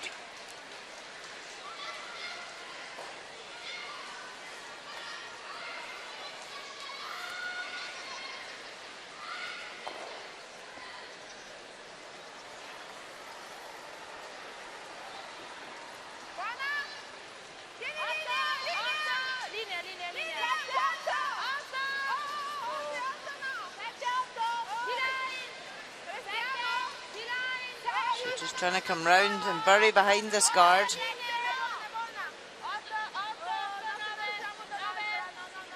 Looking quite good here. Yeah, good draw there. So now Japan, as it's their own guard, they could run it straight back, or they can just peel the guard. Because really Japan shouldn't be too bothered if they do lose a 2 here. They're 5 up. So they just don't want to do anything too clever and lose more than a 2. Onodera, with her 100% record so far in this game.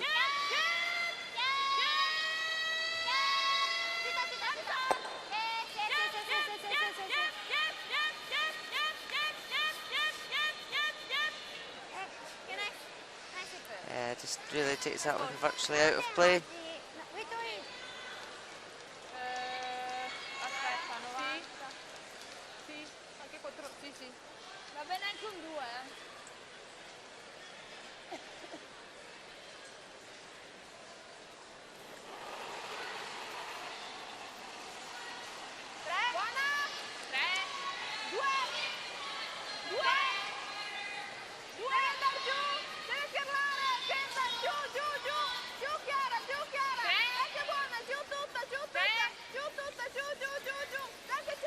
Just trying to replace this guard, covering the stone in the house. That's good there.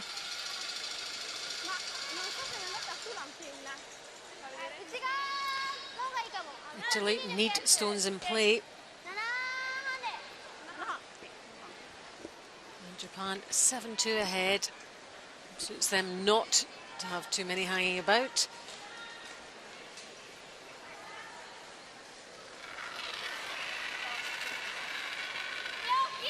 Onodera for Japan.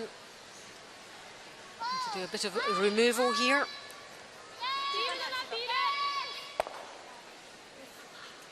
There's that guard.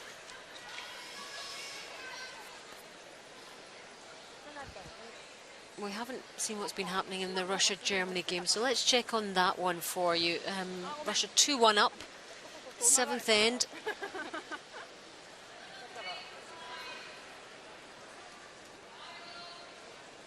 Looks like one Russian stone counting at the moment. So last stone from Daniela Jentsch.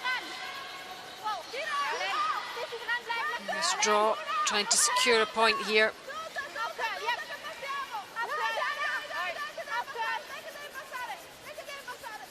And looks okay, well done to her. So it's 2-2 now, after 7 there.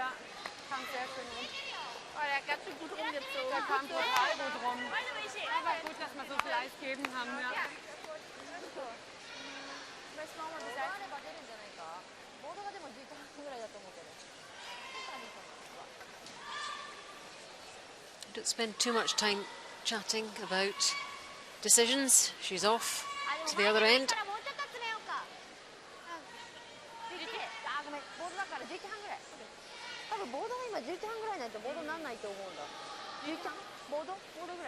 So she feels that this guard's long enough that she can come round it and just tap the yellow back. But the tolerance level with this is if she's not going to make that shot, that she actually moves the guard.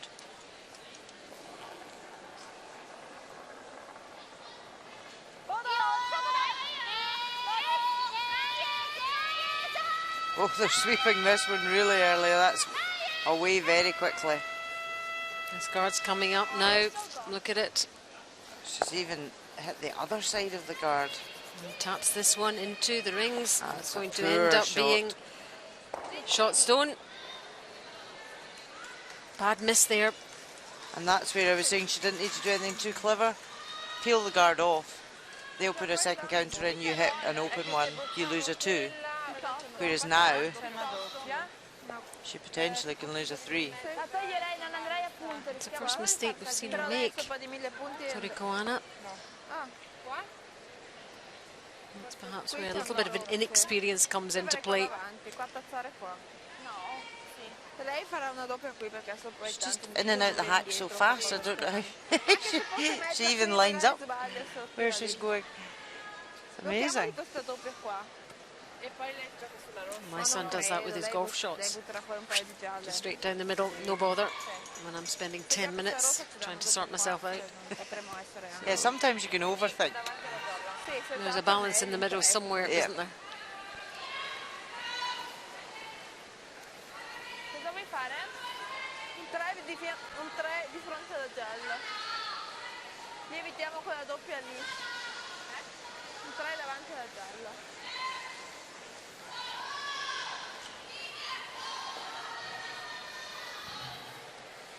Italy could put up a guard on these two and force Japan to make a tough shot.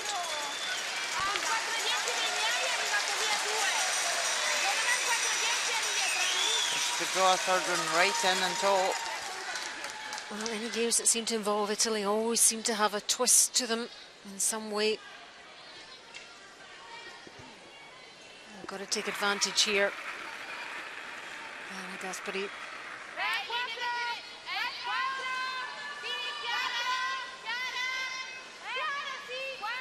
Serious expression a lot of the time, Diana.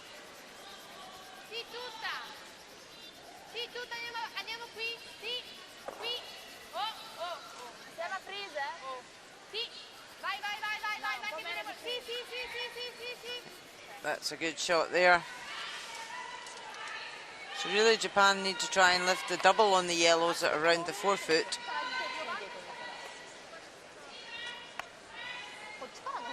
And if they can remove those two. And lie two. Yep. Yep, very importantly to lie two. Whereas if she hits one of these and runs out, Italy's going to have a shot for 3.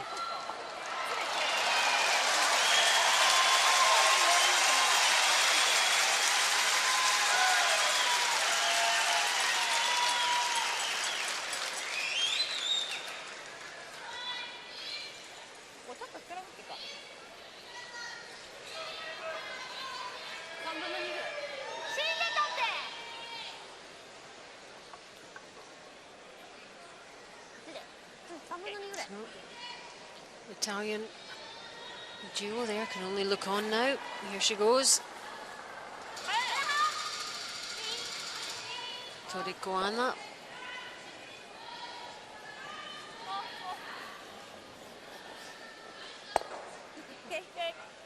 Removes one, hits and sticks. There is a double there for 3 if Italy want to go for that.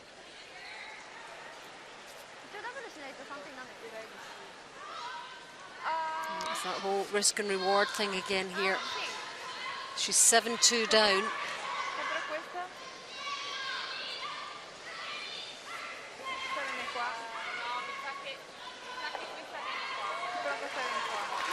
Does she try for the double, claim 3?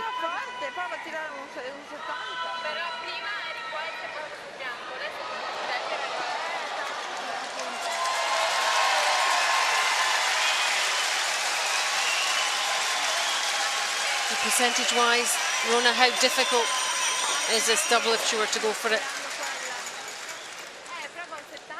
It's very thin, so it is a difficult shot.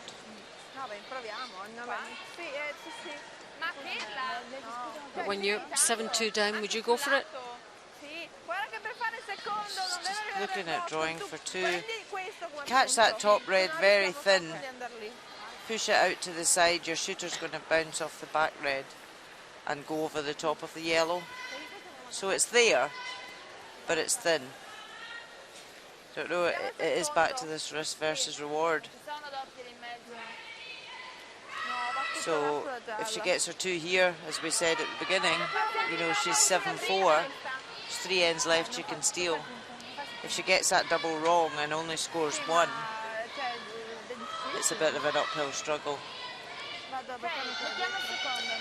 Which still has to make the draw, of course. And our draws have not been great in this game.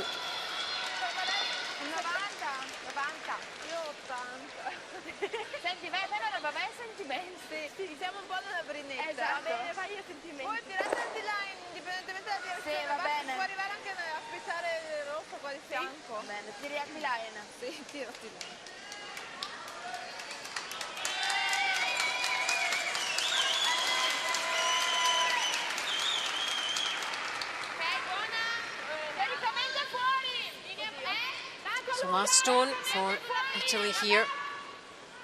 And last stone of the end. Going for the draw down this right-hand side. Looks to bite the forefoot. She's okay this time, I think. Yeah, perfect. And she is. And probably the right decision in the circumstances. And at last we see a smile from Diana Gasperi. Well played with that draw to secure 2 points. Keeps them in this game. After 7, Japan 7, Italy 4.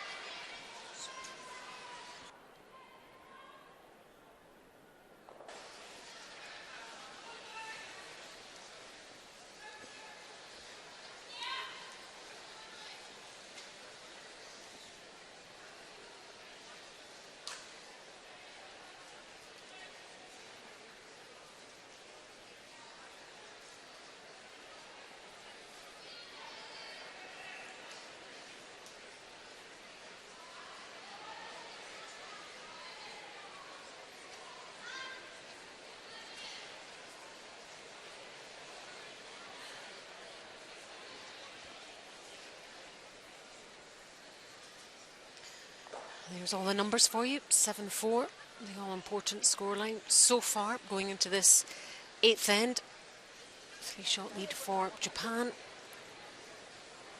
then Italy inching their way back. A 2 in that 7th end. As Chiara Olivieri gets us back underway.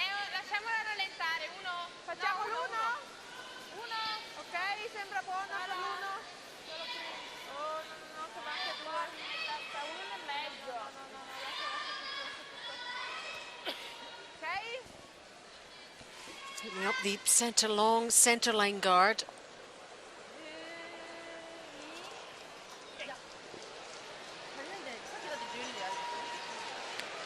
So Japan trying for a tick. We've seen them perform these shots throughout this week. And remember, at this stage, the lead can move the stone, but not remove them. Let's quickly pop over to Sweden against Canada, 7th end, 5-3 Canada. She's got to chip this red out. There's quite a gap between the red and the yellow. She only needs to nick the red out of play and Canada score 3. It's in a tricky position though. Just composing herself. Anna Hasselberger tried to come down and freeze and just came up short.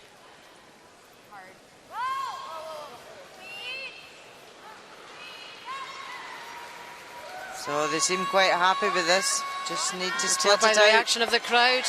Whoa, there it goes. And it's 3 for Canada, and the crowd go crazy again. They're loving this from their home team. And that's a blow for Sweden.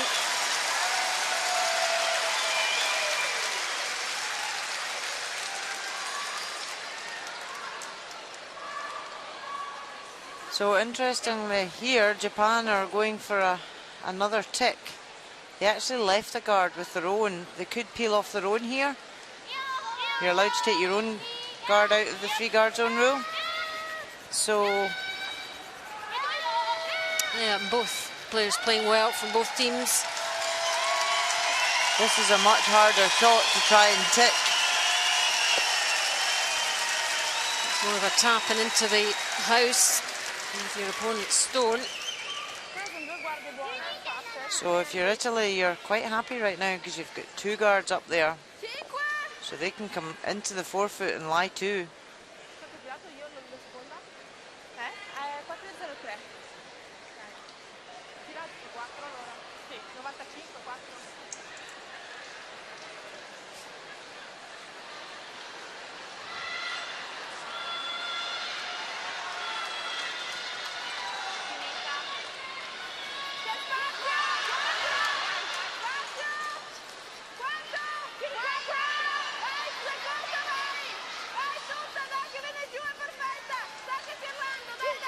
So trying to bring this right round into the 4-foot.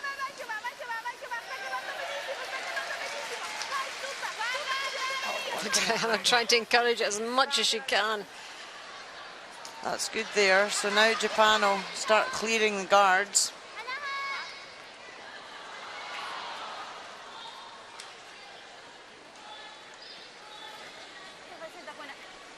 Oh, a bit of a wobble. From Kotani, yep.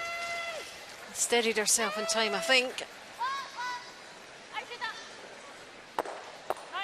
Ah, great shot. Yep, catches both the guards there. And away they go. A wee smiles. Sorry, I wobbled a bit coming out there, but recovered well.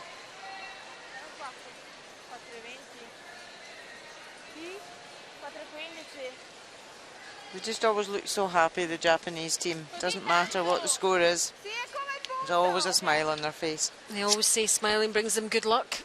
Whether they've had a bad shot or not, it will bring them good luck eventually. And great way to look at life and at curling.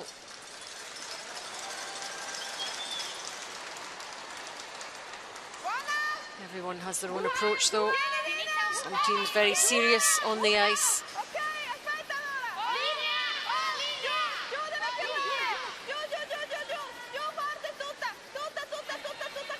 All Italy can do is try and replace the guard and hope for an error from Japan. So there it is, back on the centre line this time. From Constantini, who's slightly below Kotani in terms of the stats. Yeah, Kotani's had a great game, 89%.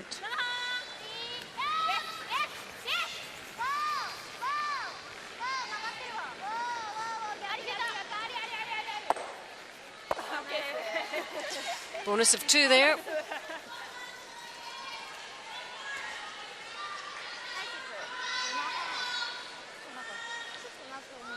Let's head over to China against Scotland. 6-4 to Scotland. 7th end, Hannah Fleming. The last stone here.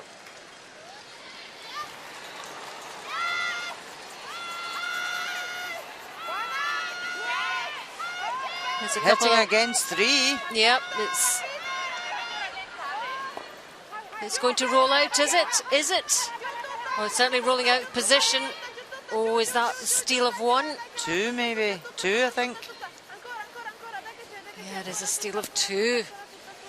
And they'll be furious with that. 6-6 after 7.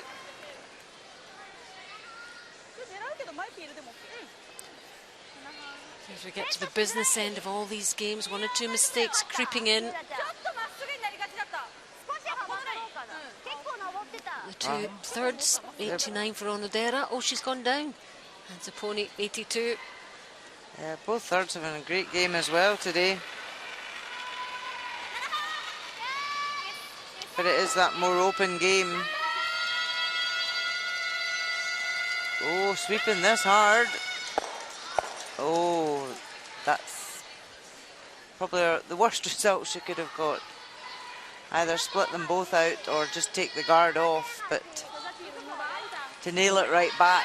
And leaving that there, sitting pretty at the top of the 12-foot. It was intense stuff. Look at this.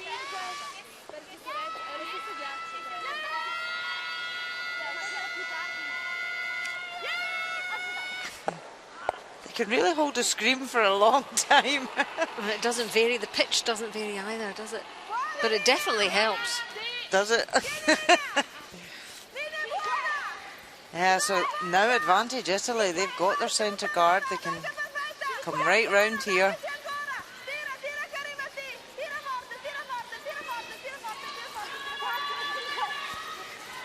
Here it comes round. Just didn't bury it back, but it's not bad there. You can still see a bit of it up the other end. So if Japan hit all they can see of that yellow, both of them would go, but it's whether she wants to try and open up the front as well. Which I think would be the most sensible shot to play the scoreboard. You're 3 up with the hammer. Even if Japan score a 1 here.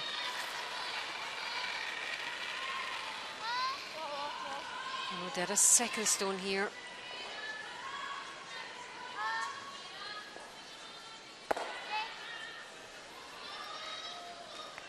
And opening up the front.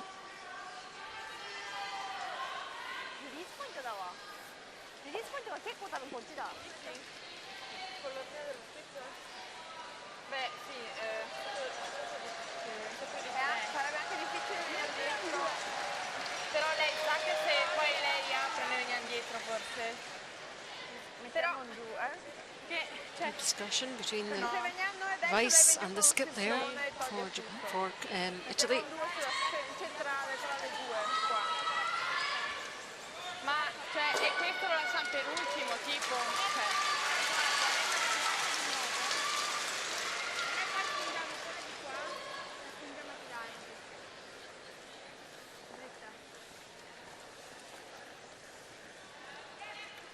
Un 2, sì, sulla linea centrale, poi con l'ultimo magari spingiamo qualcosa. Sì, 4-10. Anche 4-15. Ok.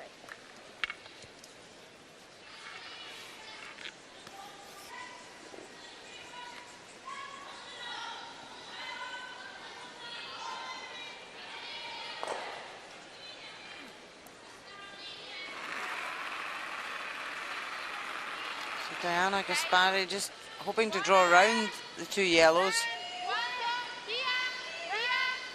into the 4-foot.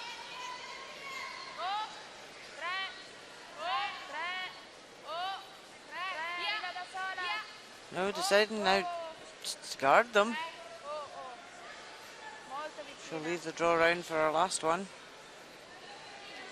Right way round. It's brought that a bit close. It now gives Japan a much bigger target to hit. They wanted, if they were going to guard, they needed to leave that shorter. Both skipped 79% total.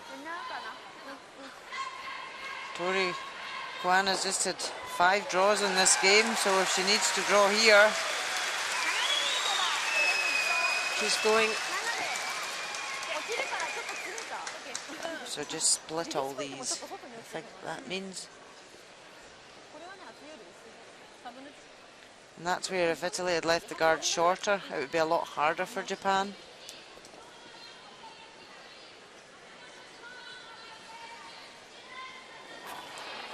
Still has to make it here.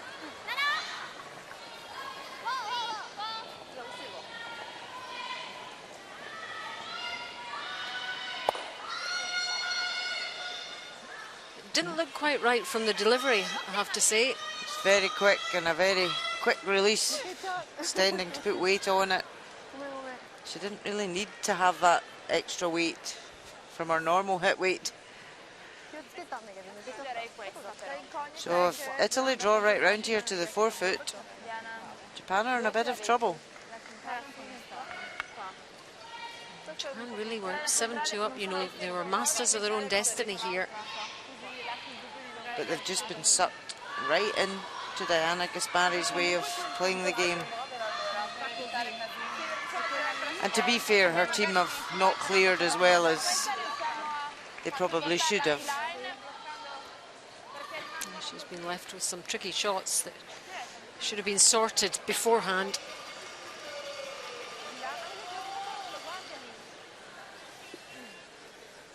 Because Una Catoni went for the clear and nailed it straight back, and that left the guard and Italy lying.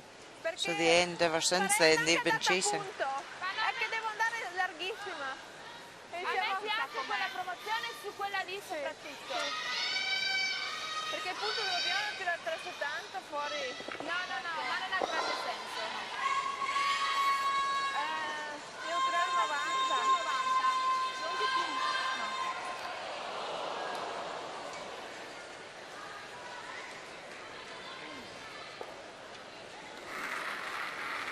So they can only watch now. See what Gaspari does with this one. It might be easier for her to tap up than try to draw around.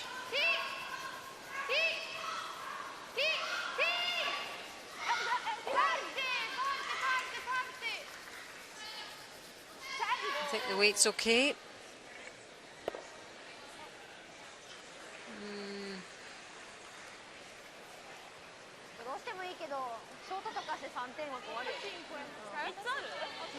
Just needs to draw fully in the 8 foot for her one. And go 4 up. With 2 ends to go. Yep, She's not going to get shot here. Very difficult to remove all 3.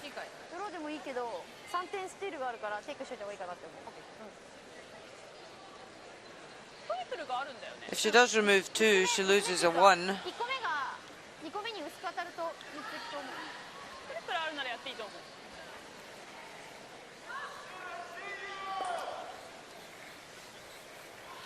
Even if she hits that top yellow, and as we're looking at it on the left hand side to remove 2, it will jam over on the right. So she's never going to remove all 3. I wonder if they're thinking along the same lines, Rona. Oh my goodness. Last stone of this 8th end. She's trying to split them all. Oh, the What's jab. left? What's left? 1 yellow is left. That was really the best she could do there.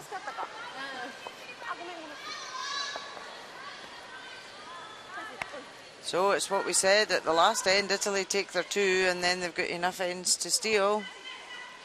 And they've done it. So Japan just need to be a bit careful here. Because Italy are into the game that they love playing. Still have 1 there. Japan 7, Italy 5.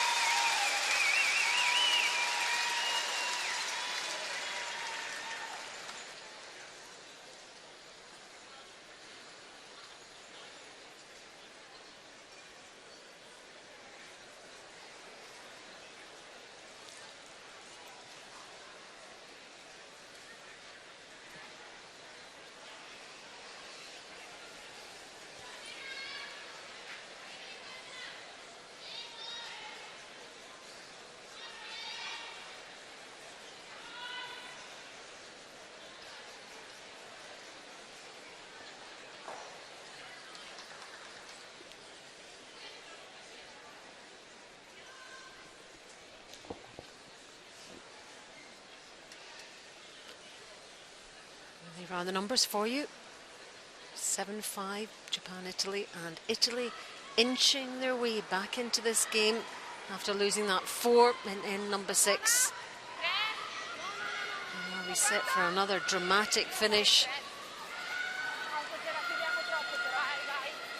We've had quite a few of them here in this round robin. Things changing over the last couple of ends and then extra ends, and teams without the hammer winning games. It's been exciting stuff. Over to Sweden, Canada, 8-3. Canada with that commanding lead. This is the Swedish skip, Anna Hasselborg. Drawing against 2 Canadian counters. She needs to draw the forefoot for 1. Not managing to make much of an inroad into that Canadian lead. And running out of ends. Meantime, in our featured game on the left, where's this one going? All the way. That'll be replaced.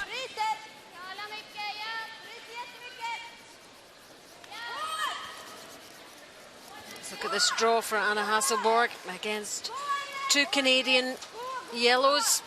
Oh, has it got the weight to get to the forefoot? Oh, just.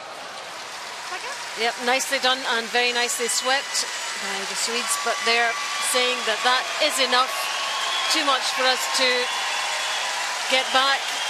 After 8 ends, the game is conceded, and another Canadian win, and the crowd are absolutely loving it, showing their appreciation of that Canadian performance. Once again, Jennifer Jones and her team performing very well indeed, and an 8-4 victory. And over the gold medalists from the Olympic Games in Pyeongchang, Sweden.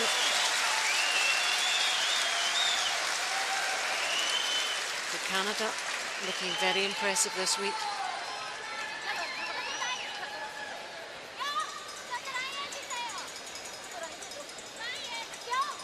So Japan tried a tick with the first, pushed it through the house, so it had to be replaced. Italy put up a second guard. So now Japan deciding to come around it. It's the first time we've seen them do anything like that in this game.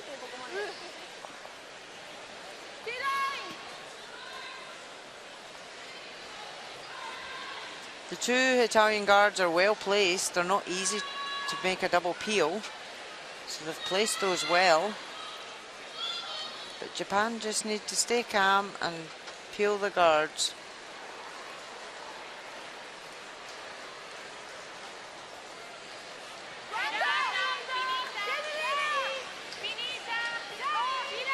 Italy need stones in play.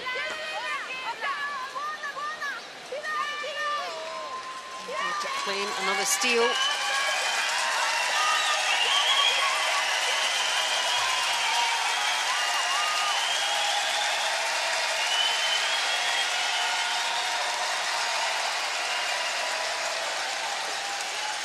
Jennifer Jones waving to the crowd there, very popular skip here. I'm loving every minute of playing in this World Championship. Well, you would if you were winning every game, that certainly helps. In front of a home crowd, definitely. Doesn't get much better than that. So peel that top one off nicely.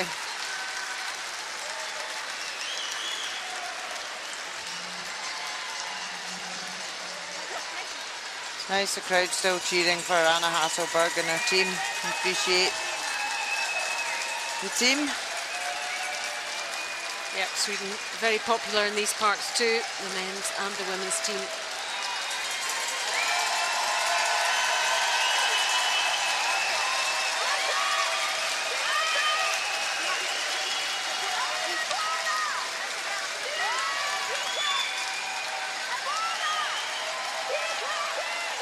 So Italy bringing this one in, trying to half check the red or come round it. Oh, it's just done neither. It's not bad there though. It's quite close to the red, which helps. It now gives Japan the opportunity to get this guard off.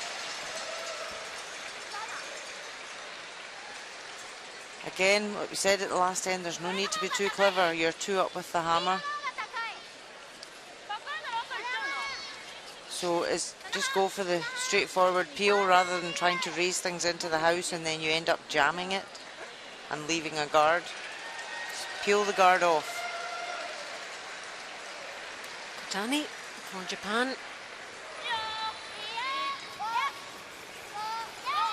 And this is where this is all a learning curve for these young girls, being in these situations. Not a bad effort. Certainly opened things up. Until Italy put another guard up.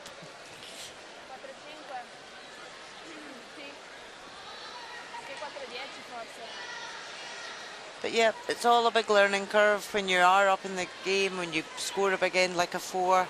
How do you then control that? So this is all experience for these young girls. And the best way of learning is to be in it. You have to experience it, be in it, learn, take it into your next game, your next championship. Stock up all that experience. And even just the simple things like playing in front of a big cheering crowd, you know, how do you deal with that? There's the latest scores for you. Just the one game is finished. Victory for Canada over Sweden. We have 7-6. Scotland over China. And it's 2-2. Very low scoring in that game between Russia and Germany.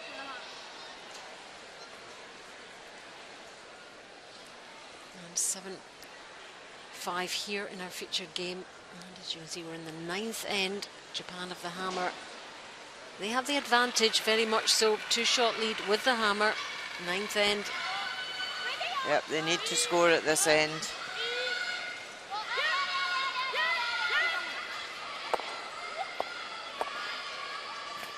And just sclaffing those almost, as we'd say in Scotland.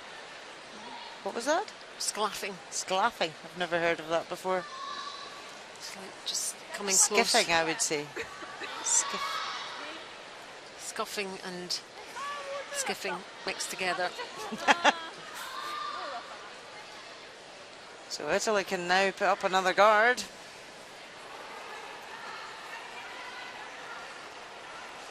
And they're nudging that yellow closer to the button, lessening the scoring area for Japan to draw to.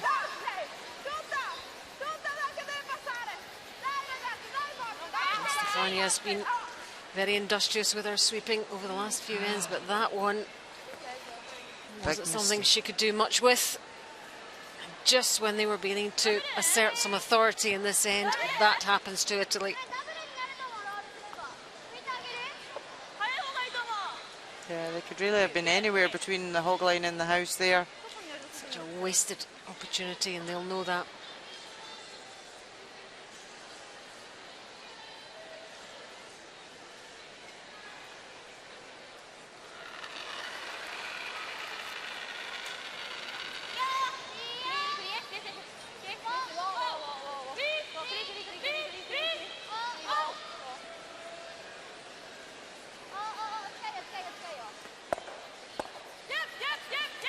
And away go both yellows.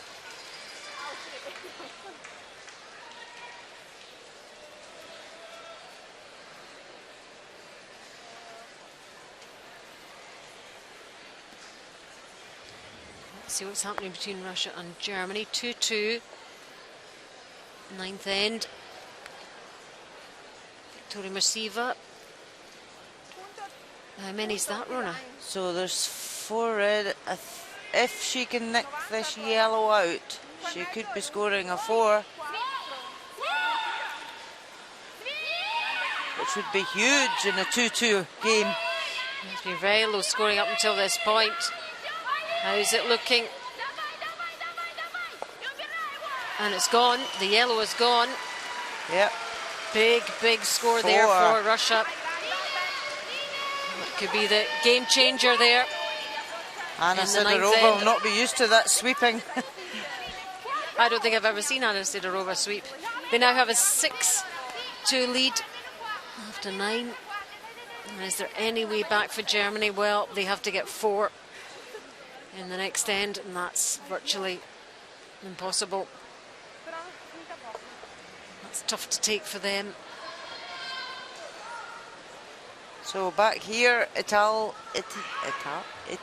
tried to draw around the corner guard and came up short.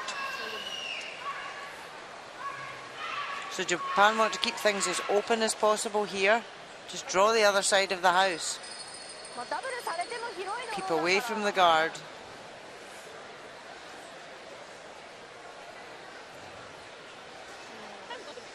Anywhere on the left-hand side. There's plenty of space. Preferably above tee so that Italy won't freeze you. I don't want this one to be too heavy.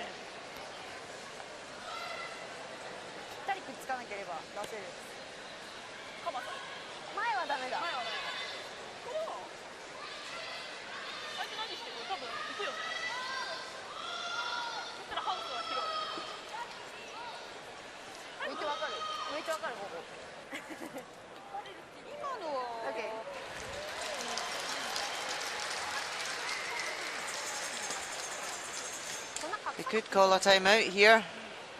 Get their coach on. They really want to keep away from the guard. They seem to be tempted to come to this side. Timeout called. We'll see if the coach agrees with you, Rona. I hope so.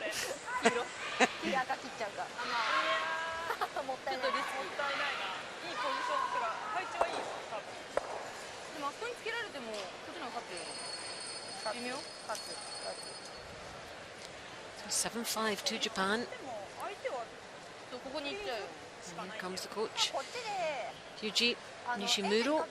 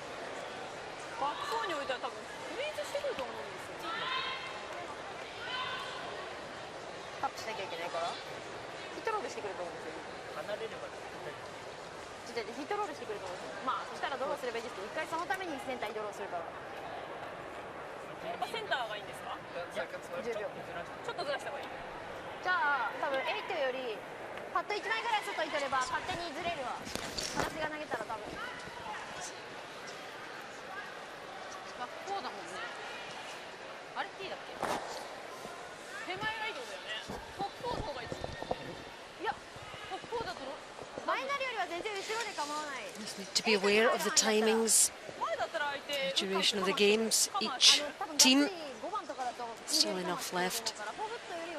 So we can see the broom on the other side of the house there.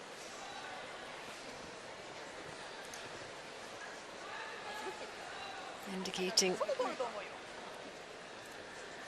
where the stone will be heading. And although she's holding in turn, she's going to turn it and out turn.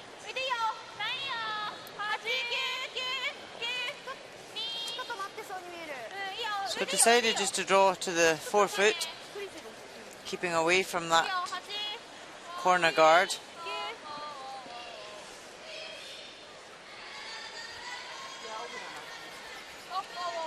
Doesn't want to be back tee though, because Diana Gaspari would just love to freeze that.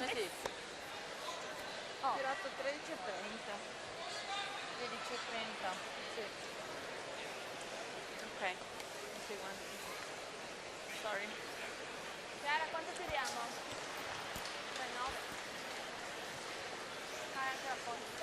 Well, it's getting tense out here. You can feel it. Steffi ha tirato un 4-6. Erano 13-30. 13-40, sì, anche noi. Quanto vuoi tirare? 3-9. Anche 8. 3-8. Steffi è arrivata a 4 Important shot for lì a 5-6.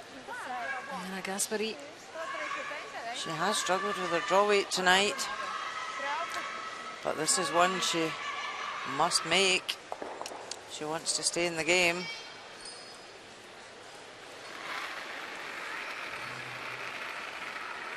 Linea buona. 78% on her 10 draws tonight. Sì. Oh, quanto? Sì. Sì.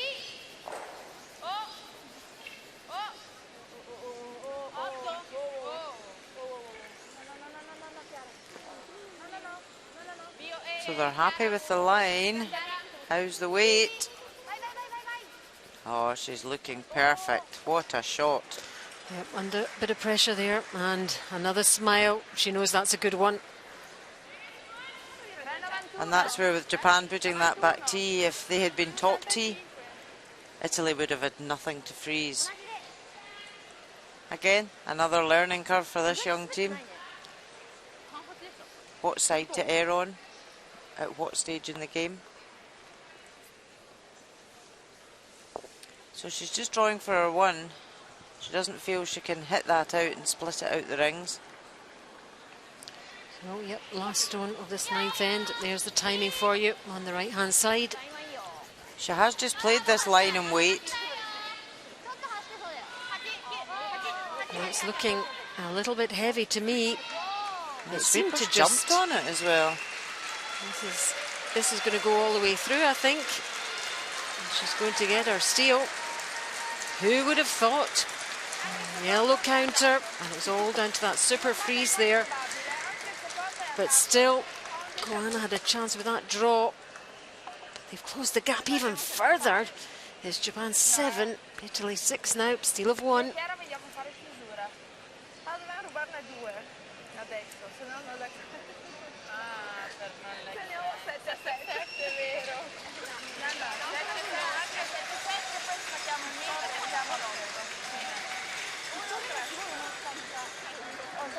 Vediamo come va.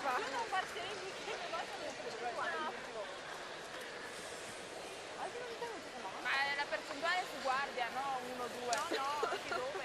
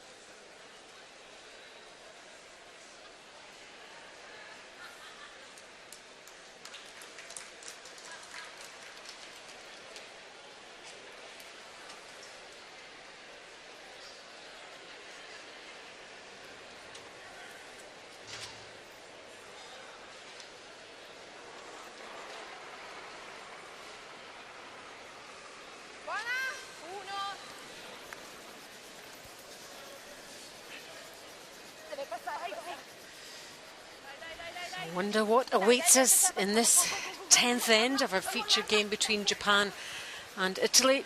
You're watching live coverage from the Ford World Women's Curling Championship 2018. The excitement getting to me here with Alison Walker and Rona Howie. Hope you're enjoying the action. Italy just hogged their first stone. Oh, she's shaking her head. That was rubbish, she said. Well, they fought their way back into this game. It's now 7-6. Steals in the last couple of ends, they could have done without that. So Japan just throwing this one through. They don't need stones in play.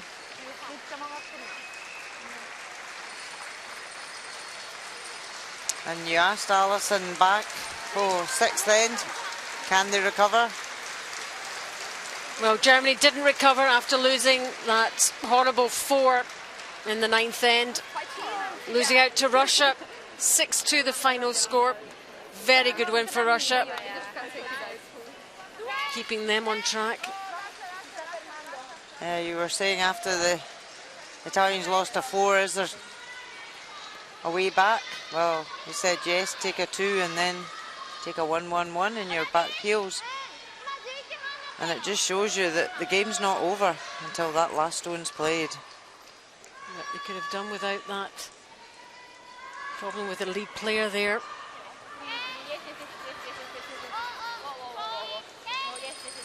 So just trying the tick shot here. Japan still with a good advantage here. Has she got it? Oh, great shot. Is it going to stay there? Yeah, great shot. It's almost perfect execution from the young Japanese player. They just need to keep their heads here, Japan, and see the game out. One mistake, and Italy will be in there.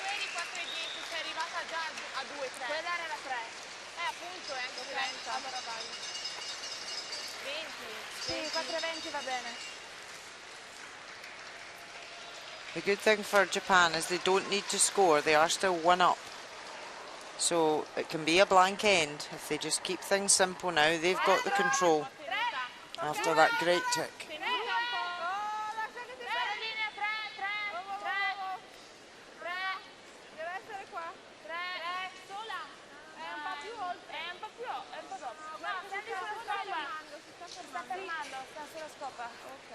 So just putting up the centre guard, hoping for an error from Japan. Just need to be careful they don't jam off the side guards.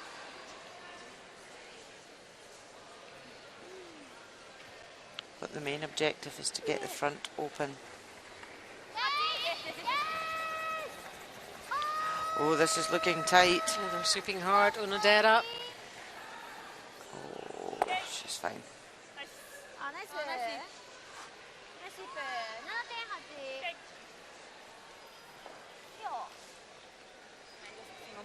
Comunque vi dico. Ok.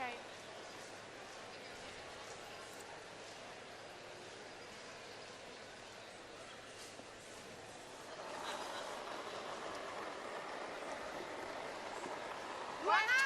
Come prima? Non così tanto. Non finite così tanto. Due linee buona. Ok. Due. Dove va la stoppa? Non oltre. No, oltre no. Tira proprio su, tira proprio su. Tira. Vai. So another good centre guard in Italy.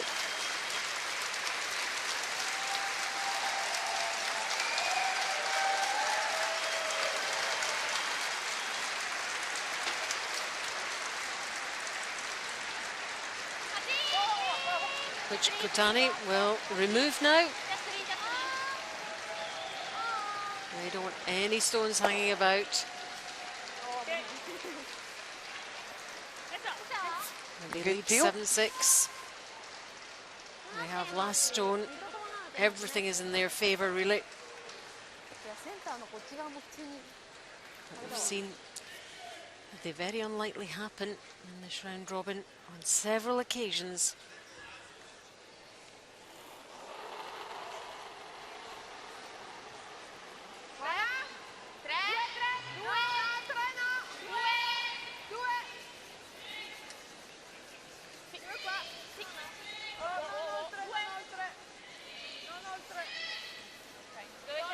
So all they can do is just keep replacing the guards and hope for an error from Japan.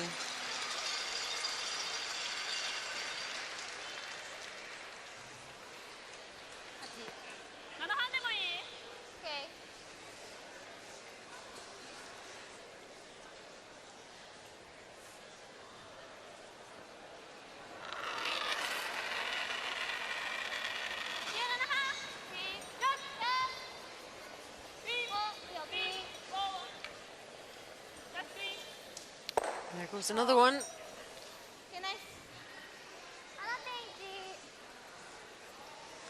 Timeout called by Italy.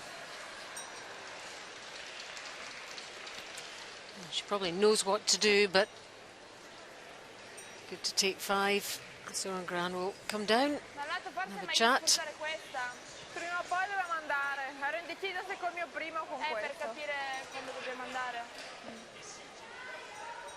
Dobbiamo andare qui e poi tenere i 2 punti in casa, in qualche modo. Sì, e poi casomai mettere questa una qua. Now or with my first? With your first, it doesn't matter. If you do it now, you put the guard the next one in. Ah, ok. And then you can maybe have Ma guard there?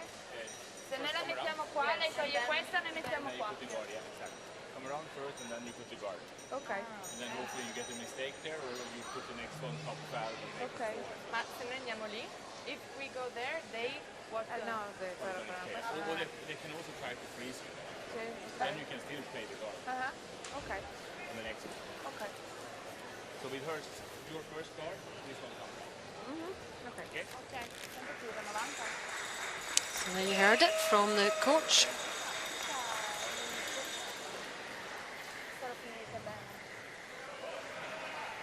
Dove è arrivata? 3? Può fare tanta strada, 90 magari. 85. Sul lato è sempre stato più lento. Però concentrato. 85, vai. La mia era 85, quella che è arrivata buona dietro. Sì, 70. Io vado per 85.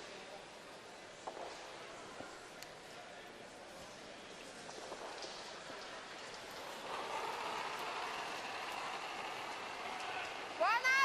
Ok, piccola. C'è spazio! Spazio! Spazio tanto! Oh, se arrivano, deve venire giù, Chiara! So Soren Gran advised to come round just now. Anche qua. Siamo già sotto qui. Vai, Chiara, vai, giù!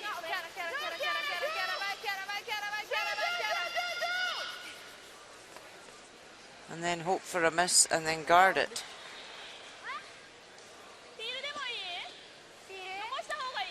Over to China, Scotland. Scotland leading 7-6, 9th end. Final stone for China here to level things up. They take it into that 10th end.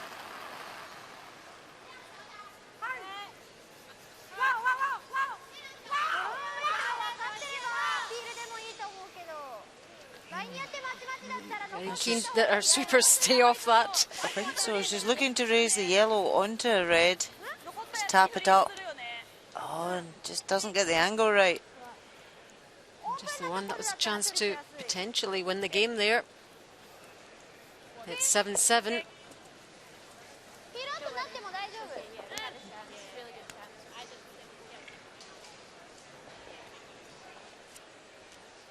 And to that 10th end, the Scotland-China game, Scotland with the hammer. And Italy looking for a Japanese mistake. And trail 7-6. Ideally, Japan don't want to nose this because it will give Italy something to freeze. Just like that. They really wanted to hit and roll out. This is a perfect opportunity now. The only consolation for Japan is if Italy play the perfect freeze, her forefoot's open to draw to. We did see Gaspari make a really good freeze in the last end to get that steal. L'ha aperta parecchio ed è arrivata alla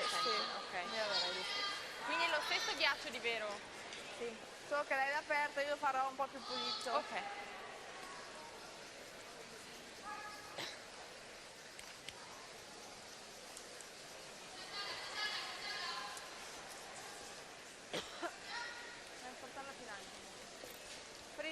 Io ero 80. Ok, sì, era 14. No, 90. Se le finisci bene è 90. Se no fanno un pochino più strada. Ok.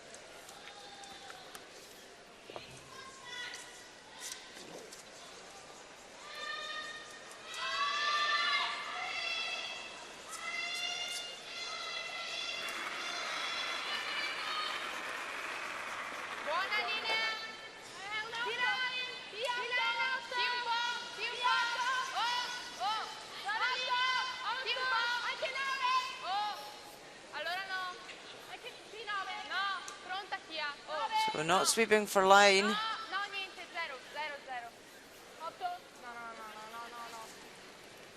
Oh, unlucky. The weight was perfect. Japan could really do with splitting both of these out now, though. They don't want to nose that and give her a big pocket to sit in.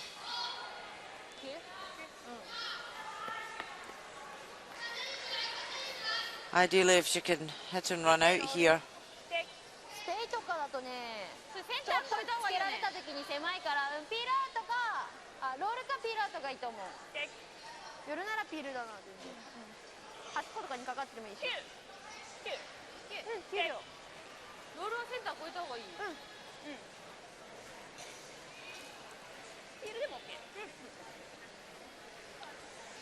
So if they can hit and run, even if Diana Gaspari comes in and freezes that one, it is in the corner, so she's got the whole 8 foot to draw to. You know, the odds are still heavily weighed in favour of Japan, whatever. Relying on some kind of mistake, Italy. 73% on her 11 hits, so okay, but not brilliant. Let's see where this one finishes. Nose hit, sticks. So if Italy frees that or just tap back, her whole scoring area has been reduced now. They could have upped there if it was tight and just let it curl and catch the inside.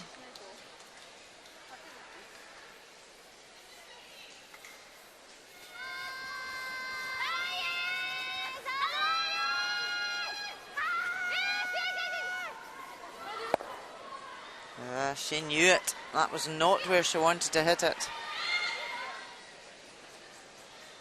So what an opportunity for Italy to play the perfect shot here. Se noi restiamo qui, io resto a sfiorare il... Quindi da prenderla a 3/4 o piena proprio? Quasi piena, sperare che ci sia. Ok. Quasi piena che abbiamo due cose qua. Va bene. Quindi venisse... Prima saresti arrivata qua. Sì, più o meno. Stesso ghiaccio darei anche perché sono rimasta... No. Sì. Alla fine non so è carlato secondo tanto. me... Sì, perché prima questa era qua. Sì. Io lo terrei qua. O così. E se no... di più e noi andiamo qui e questa ma è così? Troppo appunto, rischioso. Un altro. Questa potrebbe essere un'altra soluzione, quasi più facile, cioè un po' più allora, forte. Questa che arriva qua e noi rotoliamo di mezzo stone. Sì, questa la spostiamo qua. Sì.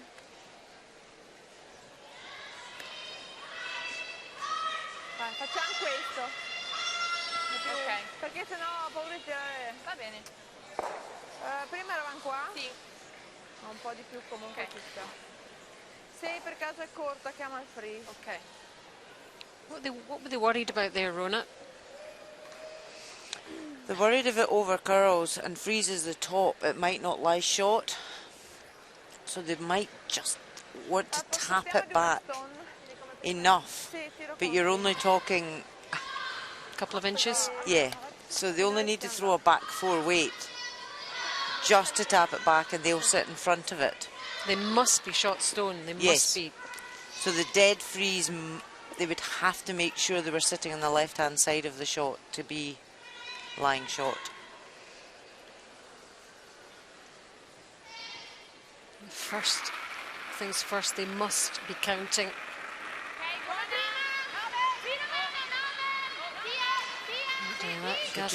Last stone. Just enough to tap it back and no more. This is over curling. They need to hold it. They need to hold it. No, It's they've not going lost to be it. shot stone, is it? And that was the priority. I think they were too focused on getting it into position in terms of the distance, and that is game over. It was a gallant effort from Italy fighting their way back into that game. But Japan clock up the win. 8-6 the final score. And well played to them.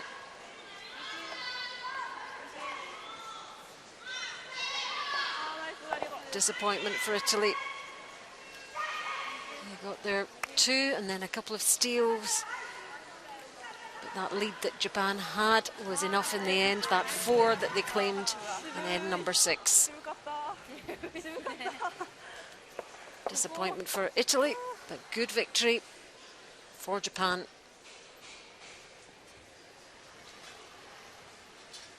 As you can see, one other game going on inside the arena.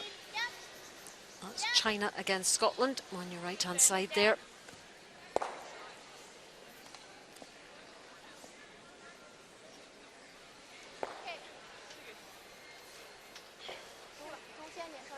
And they're 7-all in that 10th end. Scotland with the hammer.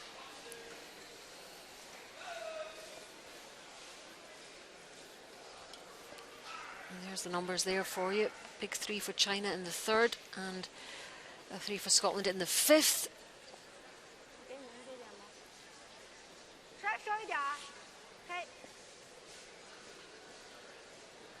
And China need a steal here.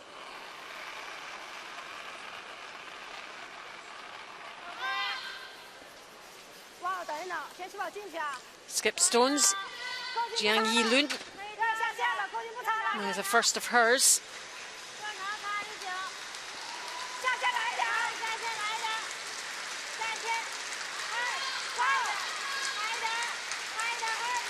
Getting this guard up just to the right of the centre line. They've got a couple of red counters in there, China.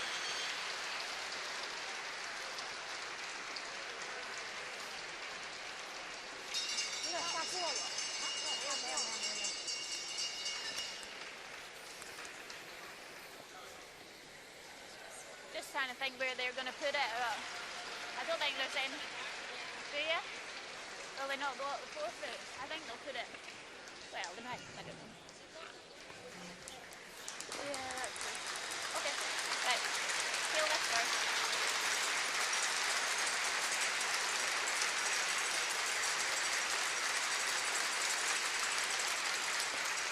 Hannah Fleming of Scotland.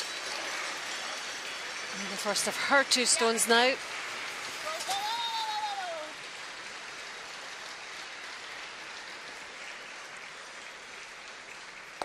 Targeting that guard. Belonging to China. Nothing to protect. Those 2 red China stones there.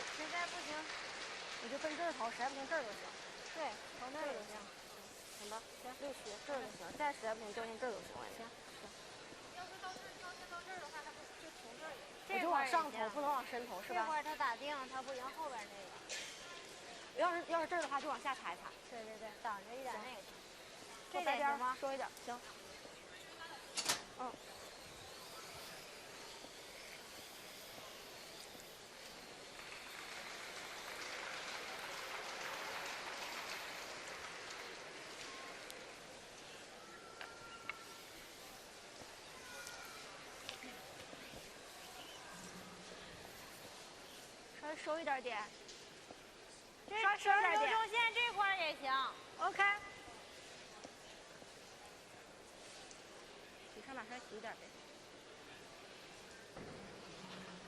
So Jiang Yilun's final stone here. 53% for her 9 draws.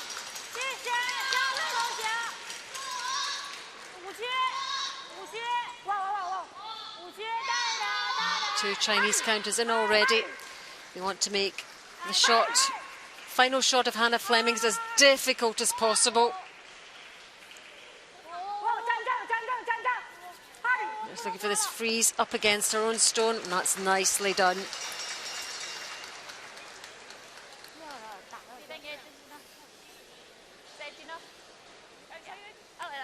And Hannah Fleming having a quick look at it and heading back up the other end 他不别的旋球线他也不敢打。Okay. She has this final Yeah, stone 14.5 on theirs. So to similar? secure the win for Scotland. Let's nail it. Yeah, pretty much. Yeah. Like this one. 7-all, 10th end. Final stone for Scotland's Hannah Fleming. Crowd stayed on to watch this. She's 84% on her 8 draws, which is a really good stat.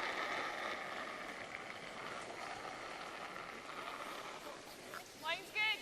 Easy. Line's a little tight. Keep looking. Line's good. Line's good. Jen! Jen, you need to go for line! High line! High line! Oh, you're good. Oh, you're fine. No. On and off, on and off, on and off. How's it going to look? Are they going to get there? Are they going to get there? Yes, they are. And a sigh of relief, I'm sure, as well as the excitement, the Scottish fans, the parents, the families, clapping away there and showing their appreciation. An important win for Scotland there. 8-7 the final score.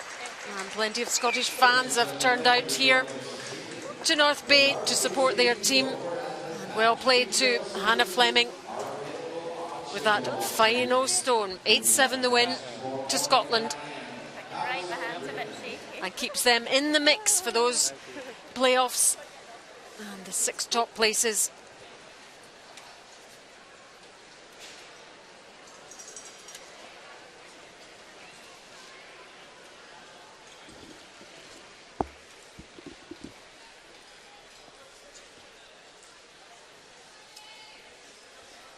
This was our featured game between Japan and Italy.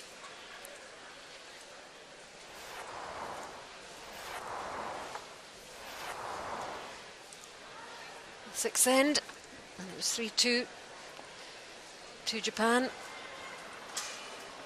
Italy's Gaspari's hit wasn't good enough, but it leaves Japan with a possibility of 5 here in the sixth end. One disappears and it's only a 4, but a huge advantage and a real dent in Italy's hopes. 7-2 down after 6. And seventh end with Japan counting 2. It's a draw for 2 for Italy. And Diana Gaspari. In it comes this time. In it comes. And successfully making the 2. Closing the gap. Japan leads 7-4. And in this eighth end, Japan aiming for that cluster of 3 there. They need to clear these away. They don't manage it. And it's a steal of 1 for Italy. 7-5 now to Japan. Ninth end. It was a super freeze and it was 7-6 and into the 10th.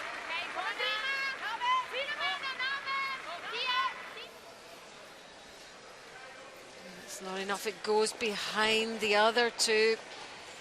And it's a steal of 1. And that means an 8-6 win to Japan. Italy fought back, but it wasn't enough. And there are the final scores in session 14. Russia 6, Germany 2, Japan 8, Italy 6, China 7, Scotland 8, and Sweden 4, Canada 8. And all that means that Canada are the only team unbeaten in this round robin. Closing in Sweden, Korea, Russia, Czech Republic, Japan, US, Switzerland, China and Scotland, all in 3 as well. So still a chance for those teams towards the bottom to get into those playoff places. 6 playoff places available. But Canada looking very impressive indeed.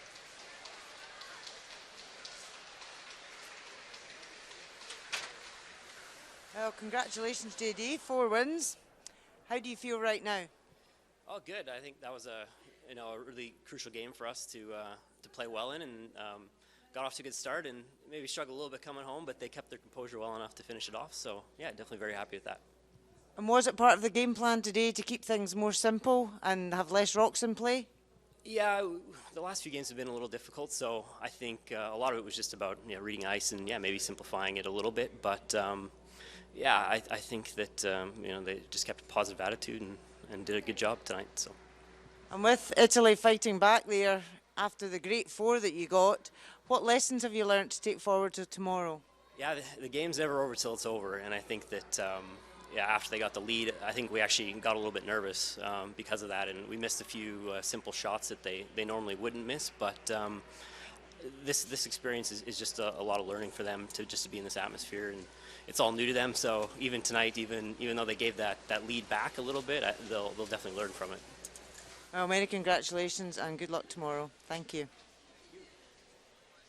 That was JD Lind, coach for Japan. Good win for them, nerves coming into play, but in the end they did see it through with that 8-6 victory over Italy. That's it from us for the moment. Hope you've enjoyed the action. From me, Alison Walker and Rona Howie and the rest of the team, we'll see you for the next one. Bye for now.